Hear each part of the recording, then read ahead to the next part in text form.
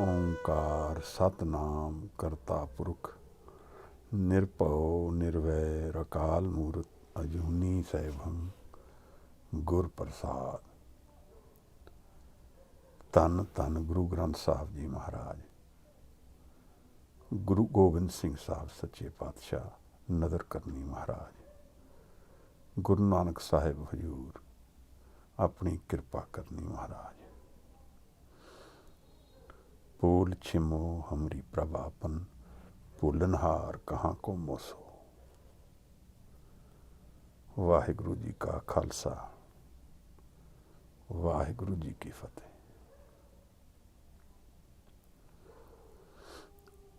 ਸਿੱਧ ਗੋਸ਼ ਦੀ ਬਾਣੀ ਦੀ ਵਿਚਾਰ ਅਸੀਂ ਕੁਝ ਦਿਨ ਤੋਂ ਕਰ ਰਹੇ ਹਾਂ ਔਰ ਬਹੁਤ ਉੱਤਮ ਵਿਚਾਰ ਅਸੀਂ ਸਾਹਿਬ ਦੇ ਸੁਣੇ ਹਨ। 1539 ਦੇ ਕੰਪੋਜੀਸ਼ਨ ਇਸ ਬਾਣੀ ਦਾ ਹੋਇਆ ਹੈ। 4 ਥਾਵਾਂ ਤੇ ਗੁਰੂ ਨਾਨਕ ਸਾਹਿਬ ਦੀ ਸਿੱਧਾ ਨਾਲ ਗੋਸ਼ਟੀ ਹੋਈ ਹੈ। ਨਾਨਕ ਮਤੇ, ਰੀਠਾ ਸਾਹਿਬ, ਸੁਮੇਰ ਪਰਬਤ ਤੇ ਅਚਲ ਬਟਾਲੇ। ਸਿੱਧ ਗੋਸ਼ਟੀ ਸਿੱਧਾ ਨਾਲ ਗੋਸ਼ਟੀ ਹੈ, ਪਰ ਇਹਦੇ ਜਿਹੜੇ ਪ੍ਰਸ਼ਨ ਨੇ ਉਹ ਸਾਡੇ ਜੀਵਨ ਦੇ ਤਹਿ ਤੋਂ ਨਿਕਲਦੇ ਪ੍ਰਸ਼ਨ ਹਨ। ਰੋਜ਼ਮर्रा ਦੇ ਜੀਵਨ ਵਿੱਚ ਅਸੀਂ ਭੁੱਲ ਜਾਂਦੇ ਹਾਂ, ਉਸ ਵਿਜ਼ਨ ਨੂੰ ਨਹੀਂ ਦੇਖ ਪਾਉਂਦੇ ਜਿਹੜਾ ਜੀਵਨ ਦਾ ਤੱਤ ਹੈ। ਇਹ ਬਾਣੀ ਸਾਨੂੰ ਉਸ ਤੱਤ ਦੇ ਦਰਸ਼ਨ ਕਰਾਉਂਦੀ ਹੈ, ਉਸ ਸੱਤ ਦੇ ਦਰਸ਼ਨ ਕਰਾਉਂਦੀ ਹੈ ਕਿ ਜੀਵਨ ਅਸਲ ਵਿੱਚ ਕੀ ਹੈ। ਸਿੱਧ ਗੋਸ਼ਟੀ ਇੱਕ ਭਾਵ ਵਿੱਚ ਸਿੱਧਾ ਨਾਲ ਗੁਰੂ ਨਾਨਕ ਸਾਹਿਬ ਦੀ ਗੋਸ਼ਟੀ ਹੈ ਔਰ ਦੂਸਰੇ ਭਾਵ ਵਿੱਚ ਸਾਡੇ ਮਨ ਦੇ ਵਿਚਾਰ ਨਿਰੰਕਾਰ ਨੂੰ ਮਿਲਣ ਵੱਲ, ਨਿਰੰਕਾਰ ਨੂੰ ਜਾਣਨ ਵੱਲ, ਅਕਾਲ ਪੁਰਖ ਨੂੰ ਸਮਝਣ ਵਾਸਤੇ ਇੱਕ ਗੋਸ਼ਟੀ ਸਾਡੇ ਮਨ ਵਿੱਚ ਚੱਲ ਰਹੀ ਹੈ। ਇਹ ਦੋ ਤਹਿਾਂ ਤੇ ਇਹ ਜੀਵਨ ਵਰਤ ਰਿਹਾ ਹੈ। ਅਸੀਂ ਕੱਲ੍ਹ 19ਵੀਂ ਪੌੜੀ ਦੀ ਵਿਚਾਰ ਕੀਤੀ ਸੀ। ਵਿਚਾਰ ਇਤਨੀ ਡੂੰਘੀ ਸੀ ਕਿ ਕੁਝ ਸਮਾਂ ਨਿਕਲ ਗਿਆ, ਸਿਰਫ ਪ੍ਰਸ਼ਨ ਵਾਲੇ ਭਾਗ ਹੀ ਪੂਰੇ ਹੋ ਪਾਏ। ਜਦੋਂ ਸਾਡੇ ਪ੍ਰਸ਼ਨ ਮੁੱਕ ਜਾਂਦੇ ਹਨ, ਅਸੀਂ ਫਿਰ ਮੰਨਣਾ ਸ਼ੁਰੂ ਕਰਦੇ ਹਾਂ। ਜਦ ਤੱਕ ਪ੍ਰਸ਼ਨ ਹਨ, ਤਦ ਤੱਕ ਸਾਡੇ ਮਨ ਵਿੱਚ ਡਾਊਟ ਹੈ। ਜਦ ਅਸੀਂ ਪ੍ਰਸ਼ਨ ਤ੍ਰਿਪਤ ਹੋ ਜਾਂਦੇ ਹਨ ਤਾਂ ਮਨ ਵਿਚਾਰਾਂ ਤੋਂ ਰਹਿਤ ਹੋ ਜਾਂਦਾ ਹੈ। ਵਿਚਾਰ ਰਹਿਤ ਮਨ ਹੀ ਸ਼ਾਂਤ ਮਨ ਹੈ। ਜਿਵੇਂ ਇੱਕ ਨਦੀ ਵਿੱਚ, ਸਮੁੰਦਰ ਦੇ ਵਿੱਚ ਕਿਸ਼ਤੀ ਨੂੰ ਉਤਾਰਦੇ ਹਾਂ ਤਾਂ ਭੂਚਾਲ ਵਿੱਚ ਕਿਸ਼ਤੀ ਨਹੀਂ ਤਰ ਪਾਉਂਦੀ। ਜਦੋਂ ਬਹੁਤ ਡੂੰਘੀਆਂ ਲਹਿਰਾਂ ਚੱਲ ਰਹੀਆਂ ਹਨ ਤਾਂ ਓਸ਼ਨ ਵਿੱਚ ਸ਼ਿਪ ਨਹੀਂ ਚੱਲ ਪਾਏਗੀ, ਪਰ ਜਦੋਂ ਸ਼ਾਂਤ ਸਮੁੰਦਰ ਹੁੰਦਾ ਹੈ ਤਾਂ ਹੀ ਕਿਸ਼ਤੀ ਟੁਰ ਪਾਉਂਦੀ ਹੈ। ਕੁਝ ਇਸੇ ਤਰ੍ਹਾਂ ਹੀ ਜਦੋਂ ਮਨ ਸਾਡਾ ਸ਼ਾਂਤ ਹੁੰਦਾ ਹੈ, ਥਿਰ ਹੁੰਦਾ ਹੈ, ਤਾਂ ਮਨ ਦੀ ਸੁਰਤ ਔਰ ਇਕਾਗਰਤਾ ਦਾ ਸਾਨੂੰ ਗਿਆਨ ਹੋ ਜਾਂਦਾ ਹੈ। ਮਨ ਨਾਮ ਵੱਲ ਟੁਰਨ ਦੀ ਪੋਸੀਬਿਲਿਟੀ ਰੱਖਦਾ ਹੈ। ਇਸ ਕਰਕੇ ਜਿਹੜਾ ਜੀਵਨ ਬਹੁਤ ਜ਼ਿਆਦਾ ਉਲਝਣ ਵਿੱਚ ਹੈ, ਮਾਈਂਡ ਵੇਵਰਿੰਗ ਹੈ, ਉਹਨਾਂ ਵਾਸਤੇ ਨਾਮ ਨੂੰ ਪਕੜਨਾ ਔਰ ਨਾਮ ਵਿੱਚ ਉਤਰਨਾ ਅਰਦਾਸ ਮੰਗਦਾ ਹੈ। ਉਹਦੇ ਵਾਸਤੇ ਮਿਹਨਤ ਜ਼ਿਆਦਾ ਲੋੜ ਹੈ। ਗੁਰੂ ਨਾਨਕ ਸਾਹਿਬ ਨੇ ਇਸ ਬਾਣੀ ਵਿੱਚ ਸਾਨੂੰ ਬਹੁਤ ਕੁਝ ਜੀਵਨ ਬਾਰੇ ਸਮਝਾਇਆ ਹੈ ਔਰ ਇਹਨਾਂ ਚੀਜ਼ਾਂ ਨੂੰ ਸਮਝਦੇ ਹੋਏ ਸਾਨੂੰ ਕੁਝ ਦਿਖਦਾ ਹੈ ਆਪਣੇ ਬਾਰੇ, ਕੁਝ ਗਿਆਨ ਹੁੰਦਾ ਹੈ ਉਸ ਬਾਰੇ ਜਿਹਦੇ ਵਿੱਚ ਅਸੀਂ ਰੋਜ਼ ਉਲਝਦੇ ਹਾਂ। ਕਿਹੜੀਆਂ ਚੀਜ਼ਾਂ ਨੇ ਜਿਨ੍ਹਾਂ ਵਿੱਚ ਸਾਡਾ ਮਨ ਉਲਝਿਆ ਹੈ? कितने प्यारे बचन गुरु साहब ने कीते हैं। कई जगह तो इस तरह लगता है जिवें इत्थे रहा हो कर जाइए। उहदी डुंगियाई और बचन की जिहड़ी डेप्थ है उसनूं असिमुलेट करना बहुत ठहराव मंगदा है। एक पंक्ति विच जिवें पूरी सृष्टि समा गई होए, एक पंक्ति विच जिवें पूरे जीवन का भेद निकल गया होए, उसनूं पूरी तरह अंदर मन विच वसा लेना ही एक बहुत ठहराव मंगदा है। और इन्हां तुकां दे विच कई बार मन वाहिगुरू तो ही वाह वाह कर बैठता है। इस बाणी की राहव की तुक है, क्या भविए सच सूचा होए, साच शब्द बिन मुक्त ना कोई। भ्रमण तो किवें मुक्त हो सकता है इंसान, सच नूं किवें जाणिया जा सकता है, आज़ाद किवें हो सकते हाँ। यह सारी विचार इस राहव की तुक विच साहिब ने प्रगट की है। कुछ पहलियां पंक्तियां विचों अगर असी एक दो पंक्ति रिवाइज करन दी तौर ते आपस विच सांझी करिए तो शायद इस बाणी की ब्यूटी होर अच्छी लगेगी। हाटी बाटी नींद ना आवे, पर घर चित ना डोलाई। इस दुनिया के हट्ठियां दे विच, कारोबारां दे विच, शहरां दे विच रहिंदे होए गुरु नानक साहब कहते हैं, मैं नींद ना आए मैनूं, मैं सत तो कदे भी निंद्रा विच ना आ जावां, जग्या रहा to the reality of life. यही विधि है। पर घर चित ना डुलाई, पराए दा घर मेरे चित नूं नहीं डोलदा, नहीं डुलांदा। यही तो साडा सारे नाल हुंदा है। असी जीवन विच दूसरे नूं देख के ही जीवन विच पैर रखते हाँ। महाराज कहंदे ने, पर घर चित ना डुलाई, बिन नावें मन टेक ना टिकही, नानक भूख ना जाई। भुख किवें मिटेगी साडी? साहिब दसदे हन, नानक भूख ना जाई, नाम दे बिना भुख नहीं जाएगी। गुरु नानक साहब दे बचन कितने निराले हन। जैसे जल में कमल निरालम, मुरगाई नै साणे। जिवें जल दे विच कमल रहिंदा है और जल दे विचों भिजदा नहीं है, गंदा नहीं हुंदा। जिवें एक पंछी पानी दे विच तैरदा होया उहदे पख नहीं गिले हुंदे, इवें जीवन विच रहिंदे होए असी जीवन तो मुक्त रह सकते हैं। Possibilities of life, living it and yet beyond it. Confusing लगता है इस करके क्योंकि असी मन की तहां विच नहीं उतरते हाँ। यह सारी जिहड़ी करामात है, यह सारा जिहड़ा प्रेम है, यह मन दे विच बरत रहा है। साहिब कहंदे ने, सुरत शब्द भव सागर तरिए, नानक नाम बखाने। गुरु महाराज की कृपा है।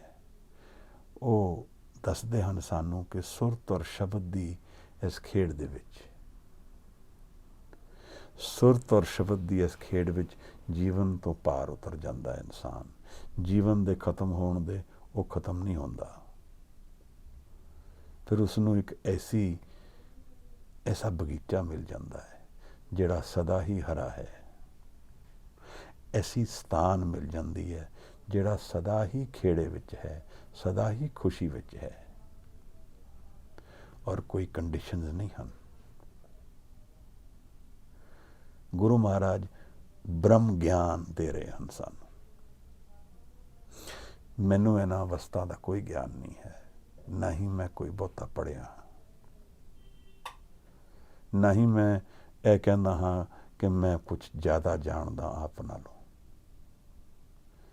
ਅਤੇ ਕੇਵਲ ਇੱਕ ਗੁਰਮੁਖ ਦੀ ਸੰਗਤ ਹੋਈ, ਉਹਦਾ ਪ੍ਰੇਮ ਮਿਲਿਆ, ਔਰ ਉਸ ਪ੍ਰੇਮ ਦੇ ਕਾਰਨ ਆਪ ਨਾਲ ਮੈਂ ਵਿਚਾਰ ਸਾਂਝੇ ਕਰਦਾ ਹਾਂ। ਆਪ ਤੋਂ ਕੋਈ ਮੈਂ ਉੱਚਾ ਨਹੀਂ ਹਾਂ। ਮੈਨੂੰ ਸੰਗਤ ਦੇ ਜੋੜੇ ਝਾੜਨ ਦੀ ਸੇਵਾ ਮਿਲੇ, ਮੈਂ ਉਸੇ ਵਿੱਚ ਖੁਸ਼ ਹਾਂ।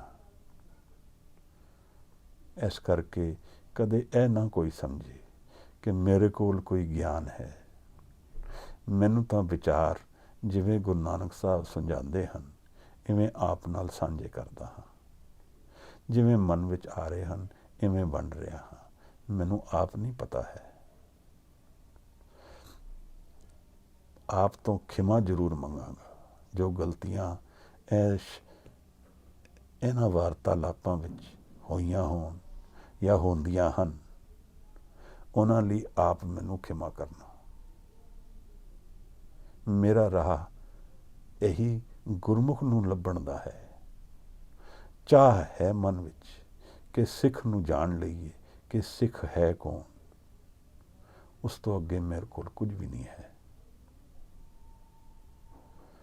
ਇਹ ਤੇ ਗੁਰੂ ਸਾਹਿਬ ਦੀ ਬਾਣੀ ਦੇ ਵਿੱਚ ਵਿਚਾਰਦੇ ਹੋਏ ਇੱਕ ਪ੍ਰੇਮ ਉਮੰਗ ਆਉਂਦੀ ਹੈ ਕਿ ਸ਼ਾਇਦ ਸਾਨੂੰ ਵੀ ਕਦੇ ਗਿਆਨ ਹੋ ਜਾਏ। ਇਹੀ ਅਰਦਾਸ ਨਾਲ ਇਹ ਸਾਰੇ ਵਿਚਾਰ ਸਾਂਝੇ ਕਰਦੇ ਹਾਂ। ਐਸੀ ਅਰਦਾਸ ਨਾਲ ਆਪ ਨਾਲ ਬੈਠ ਕੇ ਇਹ ਵਿਚਾਰ ਸਾਂਝੇ ਹੁੰਦੇ ਹਨ ਕਿ ਅਸੀਂ ਸਾਰੇ ਇਸ ਬਾਣੀ ਤੋਂ ਸੁਰਤ ਔਰ ਸ਼ਬਦ ਦਾ ਗਿਆਨ ਪ੍ਰਾਪਤ ਕਰਨ ਜੋਗੇ ਹੋ ਜਾਈਏ। ਬਾਣੀ ਦੀ ਵਿਚਾਰ ਜੀਵਨ ਵਿੱਚ ਉਤਰ ਜਾਏ, ਇਹ ਗੁਰਮੁਖ ਦੇ ਜੀਵਨ ਦਾ ਆਰੰਭ ਹੈ। ਉਸ ਮਾਰਗ ਵੱਲ ਅਸੀਂ ਸਾਰੇ ਟੁਰੀਏ।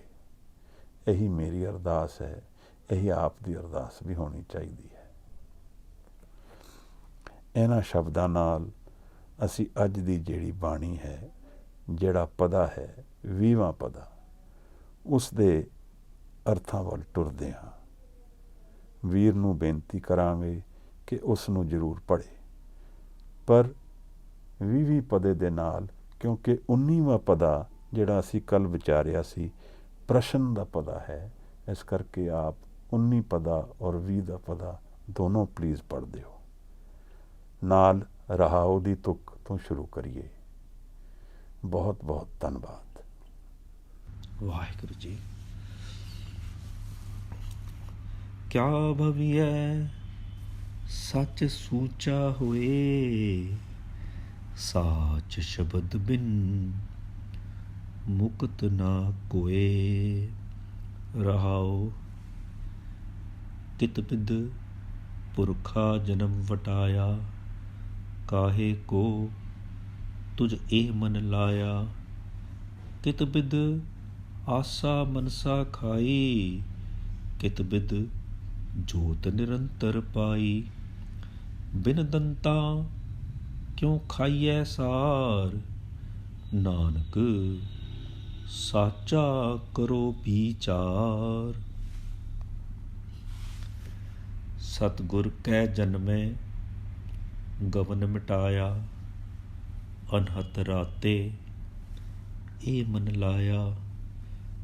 ਮਨਸਾ ਆਸਾ ਸ਼ਬਦ ਜਲਾਈ, ਗੁਰਮੁਖ ਜੋਤ ਨਿਰੰਤਰ ਪਾਈ। ਤ੍ਰੈ ਗੁਣ ਮੇਟੇ ਖਾਈਏ ਸਾਰ, ਨਾਨਕ ਤਾਰੇ ਤਾਰਨ ਹਾਰ। ਧੰਨਵਾਦ ਵਾਹਿਗੁਰੂ ਜੀ। ਪ੍ਰਸ਼ਨ ਯੋਗੀ ਪੁੱਛਦੇ ਹਨ, ਕਿਤ ਬਿਦ ਪੁਰਖਾ ਜਨਮ ਵਟਾਇਆ। ਕਿਵੇਂ ਜਨਮ ਬਦਲੀ ਹੋ ਗਿਆ ਹੈ, ਕਿਵੇਂ ਜਨਮ ਪਲਟੀ ਹੋ ਗਿਆ ਹੈ, ਕਿਵੇਂ ਦੁਨਿਆਵੀ ਜੀਵਨ ਤੋਂ ਬਦਲ ਕੇ ਇੱਕ ਨਵਾਂ ਜੀਵਨ ਮਿਲ ਗਿਆ ਹੈ। ਕਾਹੇ ਕੋ ਤੁਝ ਇਹ ਮਨ ਲਾਇਆ, ਕਿੱਥੇ ਮਨ ਦਾ ਧਿਆਨ ਲਗਾਇਆ ਹੈ, ਕਿੱਥੇ ਇਸ ਮਨ ਨੂੰ ਜੋੜ ਲਿਆ ਹੈ, ਕਿਵੇਂ ਜੋੜਿਆ ਹੈ। ਕਿਤ ਬਿਦ ਆਸਾ ਮਨਸਾ ਖਾਈ, ਕਿਸ ਮੈਥਡ ਨਾਲ ਇਸ ਜੀਵਨ ਦੀ ਜਿਹੜੀ ਆਸਾ ਹੈ, ਜਿਹੜੇ ਲਾਲਚ ਨੇ, ਜਿਹੜੀ ਖਿੱਚ ਹੈ ਜੀਵਨ ਦੀ, ਇਸ ਤੋਂ ਪਾਰ ਕਿਵੇਂ ਚਲੇ ਗਏ ਹਾਂ। ਕਿਵੇਂ ਇਸ ਜੀਵਨ ਦੀ ਜਿਹੜੀ ਐਕਸਪੈਕਟੇਸ਼ਨਸ ਹਨ ਉਹ ਦੂਰ ਚਲੀਆਂ ਗਈਆਂ ਹਨ। ਕਿਤ ਬਿਦ ਜੋਤ ਨਿਰੰਤਰ ਪਾਈ। ਕਿਹੜਾ ਮੈਥਡ ਹੈ, ਯੋਗੀ ਪੁੱਛਦੇ ਹਨ ਗੁਰੂ ਨਾਨਕ ਨੂੰ, ਜਿਹਦੇ ਨਾਲ ਸਦਾ ਲਈ ਨਿਰੰਕਾਰ ਨਾਲ ਜੁੜ ਗਏ ਹੋ? ਕੀ ਰਾਹ ਹੈ ਕਿ ਤੁਹਾਡੇ ਨਾਲ ਲਗਾਤਾਰ ਨਿਰੰਤਰ ਇੱਕ ਜੋਤ ਜੁੜ ਗਈ ਹੈ, ਇੱਕ ਜੋਤ ਨਾਲ ਤੁਹਾਡੀ ਸੁਰਤ ਇਕਾਗਰ ਹੋ ਗਈ ਹੈ। ਬ੍ਰਹਮ ਗਿਆਨ ਅਵਸਥਾ ਦੀ ਗੱਲ ਚੱਲਦੀ ਹੈ। ਗੁਰੂ ਨਾਨਕ ਸਾਹਿਬ ਨੂੰ ਯੋਗੀ ਇਹੋ ਜਿਹੇ ਪ੍ਰਸ਼ਨ ਪੁੱਛਦੇ ਹਨ ਜਿਹਦੇ ਨਾਲ ਬ੍ਰਹਮ ਗਿਆਨ ਦੇ ਦਰਵਾਜ਼ੇ ਖੁੱਲ੍ਹ ਸਕਦੇ ਹਨ। ਯੋਗੀ ਕਹਿੰਦੇ ਹਨ ਕਿ ਬਹੁਤ ਮੁਸ਼ਕਿਲ ਰਸਤਾ ਹੈ।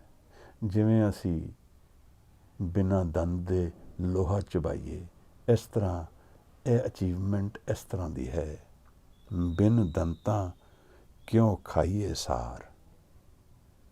Without teeth how do I eat metal, iron। ਇਸ ਦੁਨੀਆ ਦਾ ਸੱਤ ਕਿਵੇਂ ਜਾਣ ਲਵਾਂਗੇ? ਮੀਨਸ ਹੀ ਨਹੀਂ ਹਨ, ਕੋਈ ਮੈਥਡ ਹੀ ਨਹੀਂ ਨਜ਼ਰ ਆ ਰਿਹਾ। ਯੋਗੀ ਗੁਰੂ ਨਾਨਕ ਸਾਹਿਬ ਤੋਂ ਪੁੱਛਦੇ ਹਨ, ਨਾਨਕ ਸਾਚਾ ਕਰਹੁ ਵਿਚਾਰ। ਇਹ ਵਿਚਾਰ ਕਰੋ ਸਾਡੇ ਨਾਲ। ਕੋਈ ਭੁੱਖੇ ਪਿਆਸੇ ਲੋਕ ਹਨ, ਧਰਮ ਤੋਂ ਓਝਲ ਲੱਗਦੇ ਹਨ, ਜਿਨ੍ਹਾਂ ਤੋਂ ਸਤ ਓਝਲ ਹੈ। ਬ੍ਰਹਮ ਗਿਆਨ ਦੀ ਅਵਸਥਾ ਦੀ ਬਹੁਤ ਪਿਆਸ ਹੈ, ਬਹੁਤ ਭੁੱਖ ਹੈ ਇਹਨਾਂ ਪ੍ਰਸ਼ਨਾਂ ਵਿੱਚ। ਤੜਫ ਦਿਖਦੀ ਹੈ ਇੱਕ, ਬਿਨ ਦੰਤਾ ਕਿਉਂ ਖਾਈਏ ਸਾਰ। ਤੜਫ ਰਹੇ ਹਨ।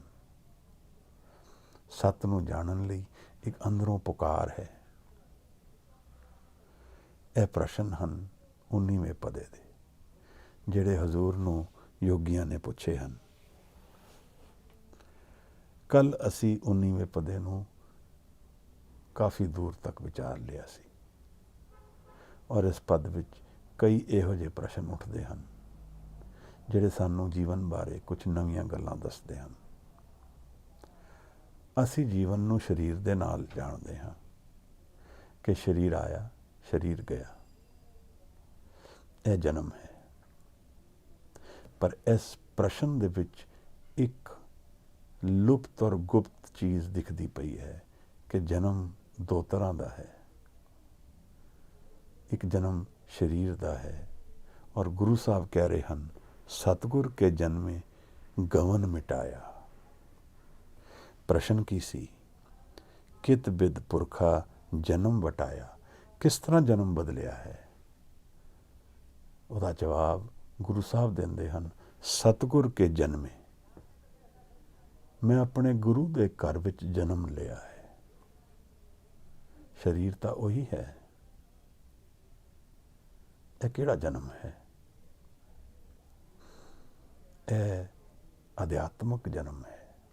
ਮਨ ਦਾ ਇੱਕ ਨਵਾਂ ਪੱਖ ਹੈ ਜਿਸ ਨੂੰ ਗੁਰੂ ਦੇ ਮਿਲਣ ਨਾਲ ਮਿਲਿਆ ਜਾਂਦਾ ਹੈ।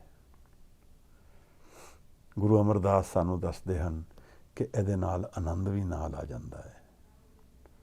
ਆਨੰਦ ਪਿਆ ਮੇਰੀ ਮਾਏ, ਸਤਿਗੁਰੂ ਮੈਂ ਪਾਇਆ। ਮਨ ਵੇਚੇ सतगुर के पास, तिस सेवक के कारज रास। पहला मरण कबूल, जीवन की छडास, हो सबना की रैन का, तब आओ हमारे पास। ਇਹ ਫਿਜ਼ੀਕਲ ਦੁਨੀਆ ਤੋਂ ਬਿਯੋਂਡ ਦੀ ਕੋਈ ਗੱਲ ਚੱਲ ਰਹੀ ਹੈ। ਸਰੀਰ ਤਾਂ ਮੁਕੇ ਜਾਂ ਨਾ ਮੁਕੇ, ਪਰ ਜਨਮ ਇਹੋ ਜਿਹਾ ਮਿਲਣ ਦੀ ਗੱਲ ਗੁਰੂ ਨਾਨਕ ਕਰ ਰਹੇ ਹਨ ਜਿਹਦੇ ਵਿੱਚ ਆਵਾਗਮਨ ਖਤਮ ਹੋ ਜਾਂਦਾ ਹੈ, ਜਿਹਦੇ ਵਿੱਚ ਮੂਵਮੈਂਟ ਨਹੀਂ ਹੈ, ਸਟੈਬਿਲਿਟੀ ਹੈ, ਜਿਹਦੇ ਵਿੱਚ ਪੁਸ਼ ਐਂਡ ਪੁੱਲ ਨਹੀਂ ਹੈ, ਸਟਰਗਲ ਨਹੀਂ ਹੈ, ਬਟ ਸਟੈਬਿਲਿਟੀ ਹੈ। सतगुर के जन्मे गवन मिटाया, मेरा आवागमन मिट गया, दौड़ मिट गई। मैं दौड़दा कदों हाँ?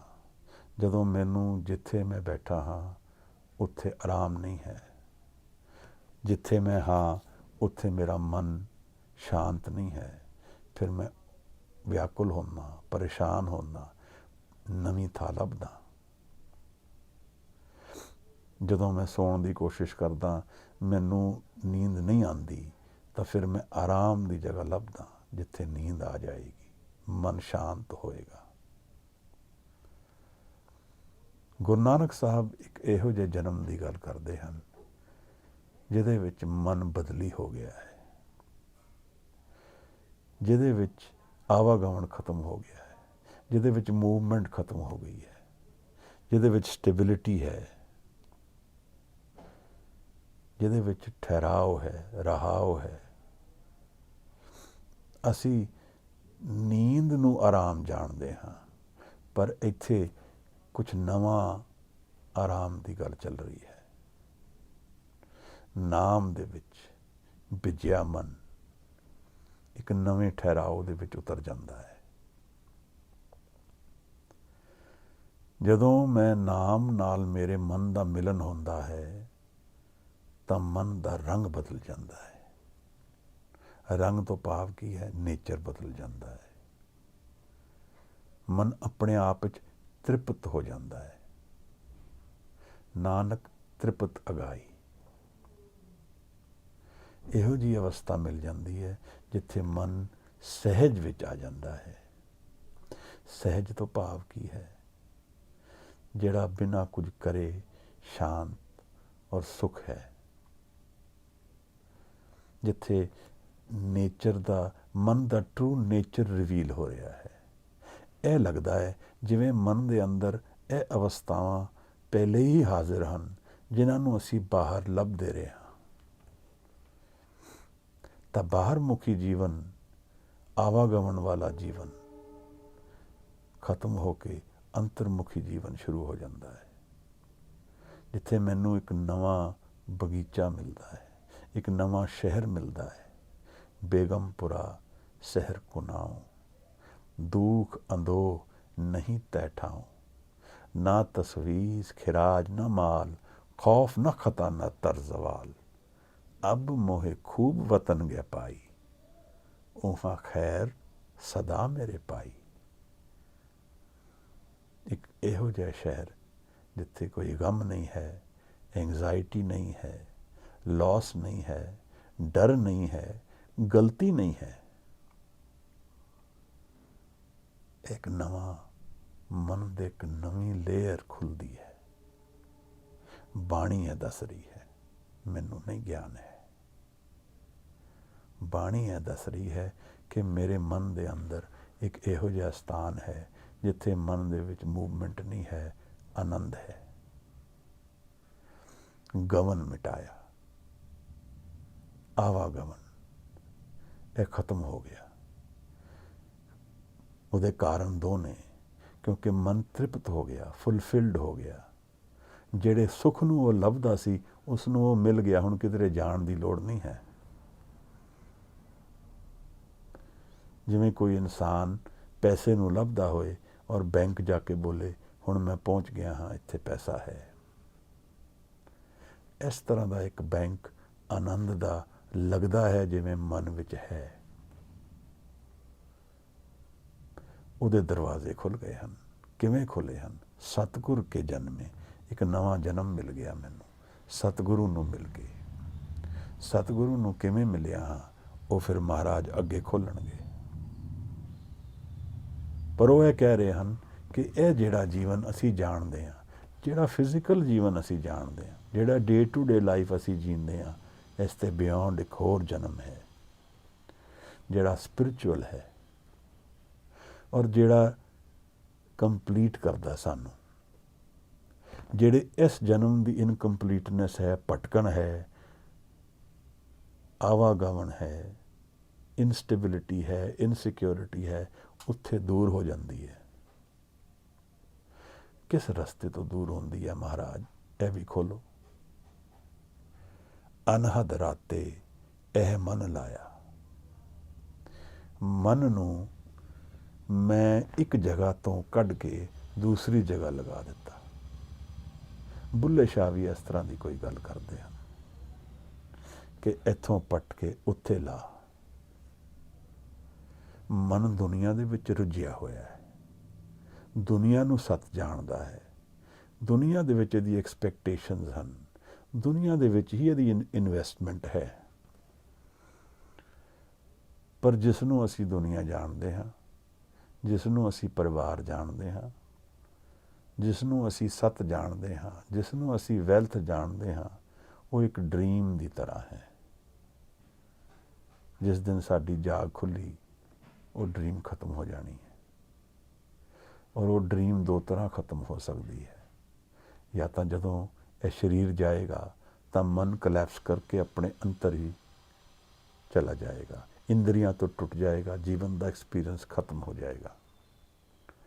ਔਰ ਮਨ ਦੀ ਜੋ ਇੰਟਰਨਲ ਅਵਸਥਾ ਹੈ ਉਹ ਸਾਡੇ ਨਾਲ ਰਹੇਗੀ। ਅਗਰ ਮੈਂ ਵਿਆਕੁਲ ਹਾਂ, ਪਰੇਸ਼ਾਨ ਹਾਂ, ਇਨਸਟੇਬਲ ਹਾਂ, ਅਨਸਟੇਬਲ ਹਾਂ, ਤਾਂ ਉਹੀ ਮੇਰੀ ਸਟੇਟ ਰਹੇਗੀ। ਦੂਸਰਾ ਤਰੀਕਾ ਹੈ ਕਿ ਜੀਂਦੇ ਜੀ ਮੈਂ ਜਗ ਜਾਵਾਂ, ਜੀਂਦੇ ਜੀ ਮੈਂ ਜਾਣ ਲਵਾਂ ਕਿ this life is like a dream. ਜਾਗ ਲਿਓ ਰੇ ਮਨਾ ਜਾਗ ਲਿਓ, ਕਾਹੇ ਗਾਫਲ ਸੋਇਆ, ਜੋ ਤਨ ਉਪਜਿਓ ਸੰਗ ਹੀ, ਸੋ ਵੀ ਸੰਗ ਨਾ ਹੋਆ। ਮਹਾਰਾਜ ਕਹਿੰਦੇ ਨੇ ਕਿ ਜਗ ਜਾ ਮਨ ਮੇਰੇ, ਗਾਫਲ ਹੋ ਕੇ ਕਿਉਂ ਸੁੱਤਾ ਹੈ, ਕਿਉਂ ਭੁੱਲੀ ਬੈਠਾ ਹੈ ਕਿ ਇਹ ਜਿਹੜਾ ਸਰੀਰ ਹੈ ਇਹ ਅਸਲ ਜੀਵਨ ਨਹੀਂ ਹੈ। ਜਿਹੜਾ ਨਾਲ ਆਇਆ ਸਰੀਰ ਉਹ ਵੀ ਨਾਲ ਨਹੀਂ ਜਾਏਗਾ। ਤਾਂ ਫਿਰ ਕੀ ਅਸਲ ਜੀਵਨ ਹੈ? ਮਹਾਰਾਜ ਸਾਨੂੰ ਦੱਸਦੇ ਨੇ, ਅਨਹਦ ਰਾਤੇ ਇਹ ਮਨ ਲਾਇਆ। ਮਨ ਜਦੋਂ ਉਸ ਦੇ ਵਿੱਚ ਇਨਵੈਸਟ ਹੋ ਜਾਏ, ਉਸ ਦੇ ਨਾਲ ਟਿਕ ਜਾਏ, ਉਸ ਦੇ ਨਾਲ ਜੁੜ ਜਾਏ, ਕਿਹਦੇ ਨਾਲ? ਜਿਹਦੀ ਹੱਤਿਆ ਨਹੀਂ ਹੋ ਸਕਦੀ, ਅਨਹਦ, ਜਿਹੜਾ ਸਦਾ ਲਈ ਹੈ। ਅਨਹਦ ਰਾਤੇ, ਉਹਦੇ ਵਿੱਚ ਮੇਰੀ ਸੁਰਤ ਲੱਗ ਜਾਏ, ਉਹਦੇ ਵਿੱਚ ਮੇਰਾ ਧਿਆਨ ਵਸ ਜਾਏ। ਅੱਜ ਮੇਰਾ ਧਿਆਨ ਜੀਵਨ ਵੱਲ ਹੈ, ਜੋ ਅੱਖਾਂ ਮੈਂ ਦੇਖਦਾ ਹਾਂ ਉਹਦੇ ਵੱਲ ਹੈ, ਜੋ ਮੈਂ ਕੰਨੋਂ ਸੁਣਦਾ ਹਾਂ ਉਹਦੇ ਵੱਲ ਹੈ। ਤਾਂ ਮੇਰੀ ਸੈਂਸਿਸ ਮੈਨੂੰ ਗਾਈਡ ਕਰਦੀਆਂ ਹਨ ਕਿ ਜੀਵਨ ਕੀ ਹੈ। ਪਰ ਉਹ ਦਰਅਸਲ ਇੱਕ ਮਿਰਾਜ ਦੀ ਤਰ੍ਹਾਂ ਹੈ, ਜੋ ਦਿਖਦਾ ਹੈ ਉਹ ਹੈ ਨਹੀਂ। ਇਹ ਜੀਵਨ ਦੇ ਐਕਸਪੀਰੀਅੰਸ ਸਾਨੂੰ ਦੱਸਦੇ ਹਨ। ਜਦੋਂ ਅਸੀਂ ਜੀਵਨ ਨੂੰ ਪੈਸ਼ਨੇਟਲੀ ਜੀਵਾਂਗੇ ਤਾਂ ਸਾਨੂੰ ਸਮਝ ਆਏਗੀ ਕਿ ਇੱਥੇ ਤਾਂ ਧੋਖਾ ਹੈ। ਜਿਸ ਨੂੰ ਮੈਂ ਸੁੱਖ ਸਮਝਦਾ ਸੀ ਉਹ ਦਰਅਸਲ ਸੁੱਖ ਨਹੀਂ ਹੈ, ਉਹ ਦੁੱਖ ਦਾ ਹੀ ਰਿਫਲੈਕਸ਼ਨ ਹੈ। ਤਾਂ ਫਿਰ ਕੀ ਹੈ? ਕਿਸ ਤਰ੍ਹਾਂ ਅਨਹਦ ਨਾਲ ਮੇਰਾ ਮਨ ਜੁੜੇਗਾ? ਕਿਸ ਤਰ੍ਹਾਂ ਮੈਂ ਆਪਣਾ ਜਨਮ ਬਦਲ ਦਿਆਂਗਾ? ਯੋਗੀਆਂ ਨੇ ਇੱਕ ਹੋਰ ਪ੍ਰਸ਼ਨ ਪੁੱਛਿਆ ਹੈ, ਕਿਤ ਵਿਦ ਆਸਾ ਮਨਸਾ ਖਾਈ। ਇਹ ਜਿਹੜੀ ਜੀਵਨ ਦੀ ਆਸਾ ਹੈ, ਜਿਸ ਤੋਂ ਮੈਂ ਰੋਜ਼ ਉੱਠ ਕੇ ਜੀਵਨ ਜੀ ਰਿਹਾ ਹਾਂ, ਐਕਸਪੈਕਟੇਸ਼ਨ ਵਿੱਚ ਜੀ ਰਿਹਾ ਕਿ ਇੱਥੋਂ ਮੈਨੂੰ ਸੁੱਖ ਮਿਲੇਗਾ, ਮੈਂ ਇਹ ਕਰਾਂਗਾ ਤਾਂ ਹੋਰ ਫਿਰ ਸੁਖੀ ਹੋ ਜਾਵਾਂਗਾ। ਪਰ ਜੀਵਨ ਦੀ ਸਾਰੀ ਵਸਤੂਆਂ ਮਿਲ ਜਾਣ, ਸਾਰੇ ਭੋਗ ਮਿਲ ਜਾਣ, ਭੁੱਖ ਨਹੀਂ ਮਿਟੇਗੀ। ਜੀਵਨ ਦੀ ਆਵਾਗਮਨ ਨਹੀਂ ਮਿਟੇਗਾ। ਜਦ ਤੱਕ ਭੁੱਖ ਨਹੀਂ ਮਿਟੇਗੀ ਤਦ ਤੱਕ ਮੈਂ ਘੁੰਮਦਾ ਹੀ ਰਵਾਂਗਾ, ਕਿਉਂਕਿ ਮੈਂ ਜਿੱਥੇ ਹਾਂ ਉੱਥੇ ਭੁੱਖਾ ਹੀ ਹਾਂ। ਤਾਂ ਮਹਾਰਾਜ ਇਹਦੇ ਬਾਰੇ ਕੀ ਦੱਸਦੇ ਹਨ? ਆਸਾ ਮਨਸਾ ਸ਼ਬਦ ਜਲਾਈ। ਆਸਾ ਔਰ ਮਨਸਾ, ਐਕਸਪੈਕਟੇਸ਼ਨ, ਮਨ ਦੀ ਉਮੰਗਾਂ, ਮਨ ਦੇ ਤਰੰਗਾਂ, ਇਹ ਸ਼ਬਦ ਦੇ ਵਿੱਚ ਜਲ ਗਈਆਂ ਹਨ। ਇਹਦਾ ਕੀ ਮਤਲਬ ਹੋਇਆ ਜਲ ਗਈਆਂ ਹਨ? ਦਰਅਸਲ ਸ਼ਬਦ ਦੇ ਨਾਲ ਸੁਰਤ ਦੀ ਖੇਡ ਸਾਹਿਬ ਨੇ ਸਾਨੂੰ ਬਹੁਤ ਪਹਿਲਾਂ ਦੱਸੀ ਹੈ। ਅਨਹਦ ਰਾਤੇ ਇਹ ਮਨ ਲਾਇਆ, ਆਸਾ ਮਨਸਾ ਸ਼ਬਦ ਜਲਾਈ। ਸ਼ਬਦ ਦੇ ਵਿੱਚ ਜਦੋਂ ਮੇਰਾ ਮਨ ਜੁੜਿਆ ਹੈ ਤਾਂ ਮਨ ਦੀ ਭੁੱਖਾਂ ਮਿਟ ਗਈਆਂ ਹਨ। ਤਾਂ ਆਸ ਦੁਨੀਆ ਤੋਂ ਰਹੀ ਨਹੀਂ ਹੈ। ਫਿਰ ਐਕਸਪੈਕਟੇਸ਼ਨ ਦਾ ਜੀਵਨ ਖਤਮ ਹੋ ਗਿਆ ਹੈ, ਮਨ ਸ਼ਾਂਤ ਹੋ ਗਿਆ ਹੈ। ਮਨ ਇਹੀ ਉਡੀਕ ਕਰਦਾ ਰਹੇਗਾ ਕਿ ਕਦੋਂ ਸੁਖੀ ਹੋਵਾਂਗੇ। ਇਹ ਰਹੀ ਨਹੀਂ ਗੱਲ। ਹੁਣ ਮਨ ਨੂੰ ਆਪਣਾ ਅੰਤਰ ਦਾ ਆਨੰਦ ਮਿਲ ਗਿਆ ਹੈ। ਆਸਾ ਮਨਸਾ ਸ਼ਬਦ ਜਲਾਈ। ਸ਼ਬਦ ਦੇ ਨਾਲ ਇਹ ਜਲ ਗਏ ਹਨ। ਜਲਣ ਤੋਂ ਭਾਵ ਮਨ ਦੀ ਸੂਖਮਤਾਈ ਵੱਲ ਵੀ ਇਸ਼ਾਰਾ ਹੈ ਕਿ ਮਨ ਸੂਖਮ ਹੋ ਗਿਆ ਹੈ, ਮਨ ਸਟਲ ਹੋ ਗਿਆ ਹੈ, ਗ੍ਰੋਸ ਨਹੀਂ ਰਿਹਾ ਹੈ। जितना फिजिकल प्लेजर्स वाल डिज़ायर्स वाल मन जाएगा उतना ग्रॉस रहेगा, और जितना मन नाम नाल जुड़ेगा उतना सटल हो जाएगा।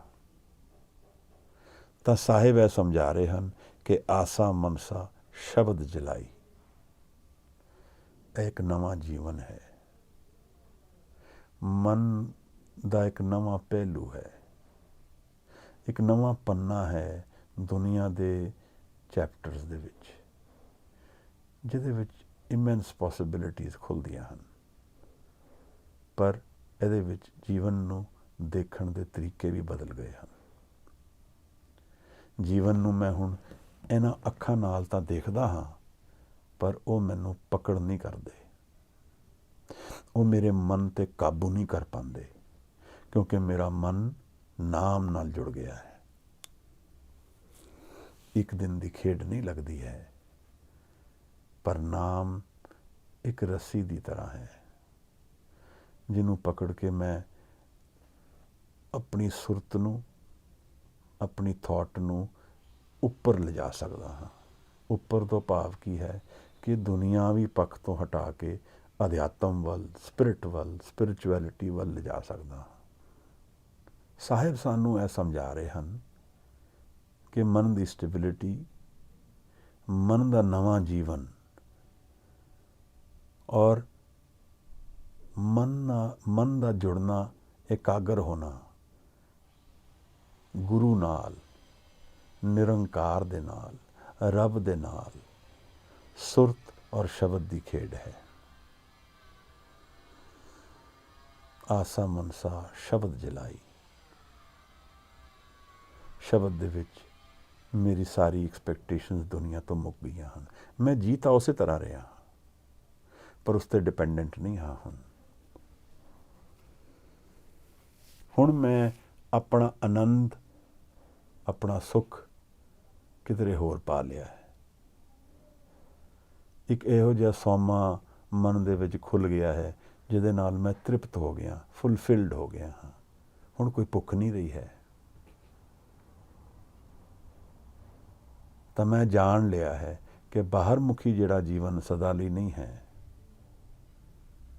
ਔਰ ਨਾ ਹੀ ਮੈਂ ਇਹਨਾਂ ਚੀਜ਼ਾਂ 'ਤੇ, ਵਸਤੂਆਂ 'ਤੇ, ਰਿਲੇਸ਼ਨਸ਼ਿਪਸ 'ਤੇ, ਸਟੇਟਸ 'ਤੇ, ਵੈਲਥ 'ਤੇ ਡਿਪੈਂਡੈਂਟ ਹਾਂ। ਤਾਂ ਹੀ ਤਾਂ ਮੈਂ ਸਟੇਬਲ ਹੋਵਾਂਗਾ, ਕਿਉਂਕਿ ਜਦ ਤੱਕ ਮੈਂ ਬਾਹਰਮੁਖੀ ਜੀਵਨ 'ਤੇ ਡਿਪੈਂਡੈਂਟ ਹਾਂ, ਤਦ ਤੱਕ ਕਦੇ ਵੀ ਸਟੇਬਲ ਨਹੀਂ ਹੋ ਸਕਦਾ, ਕਿਉਂਕਿ ਬਾਹਰਮੁਖੀ ਜੀਵਨ ਸਦਾ ਹੀ ਚੇਂਜਿੰਗ ਹੈ। ਇਸ ਤਰ੍ਹਾਂ ਅਸੀਂ ਮਨ ਦੇ ਪਹਿਲੂ ਵਿਚਾਰੀਏ। ਮਨ ਦੇ ਦੋ ਪਹਿਲੂ ਹਨ।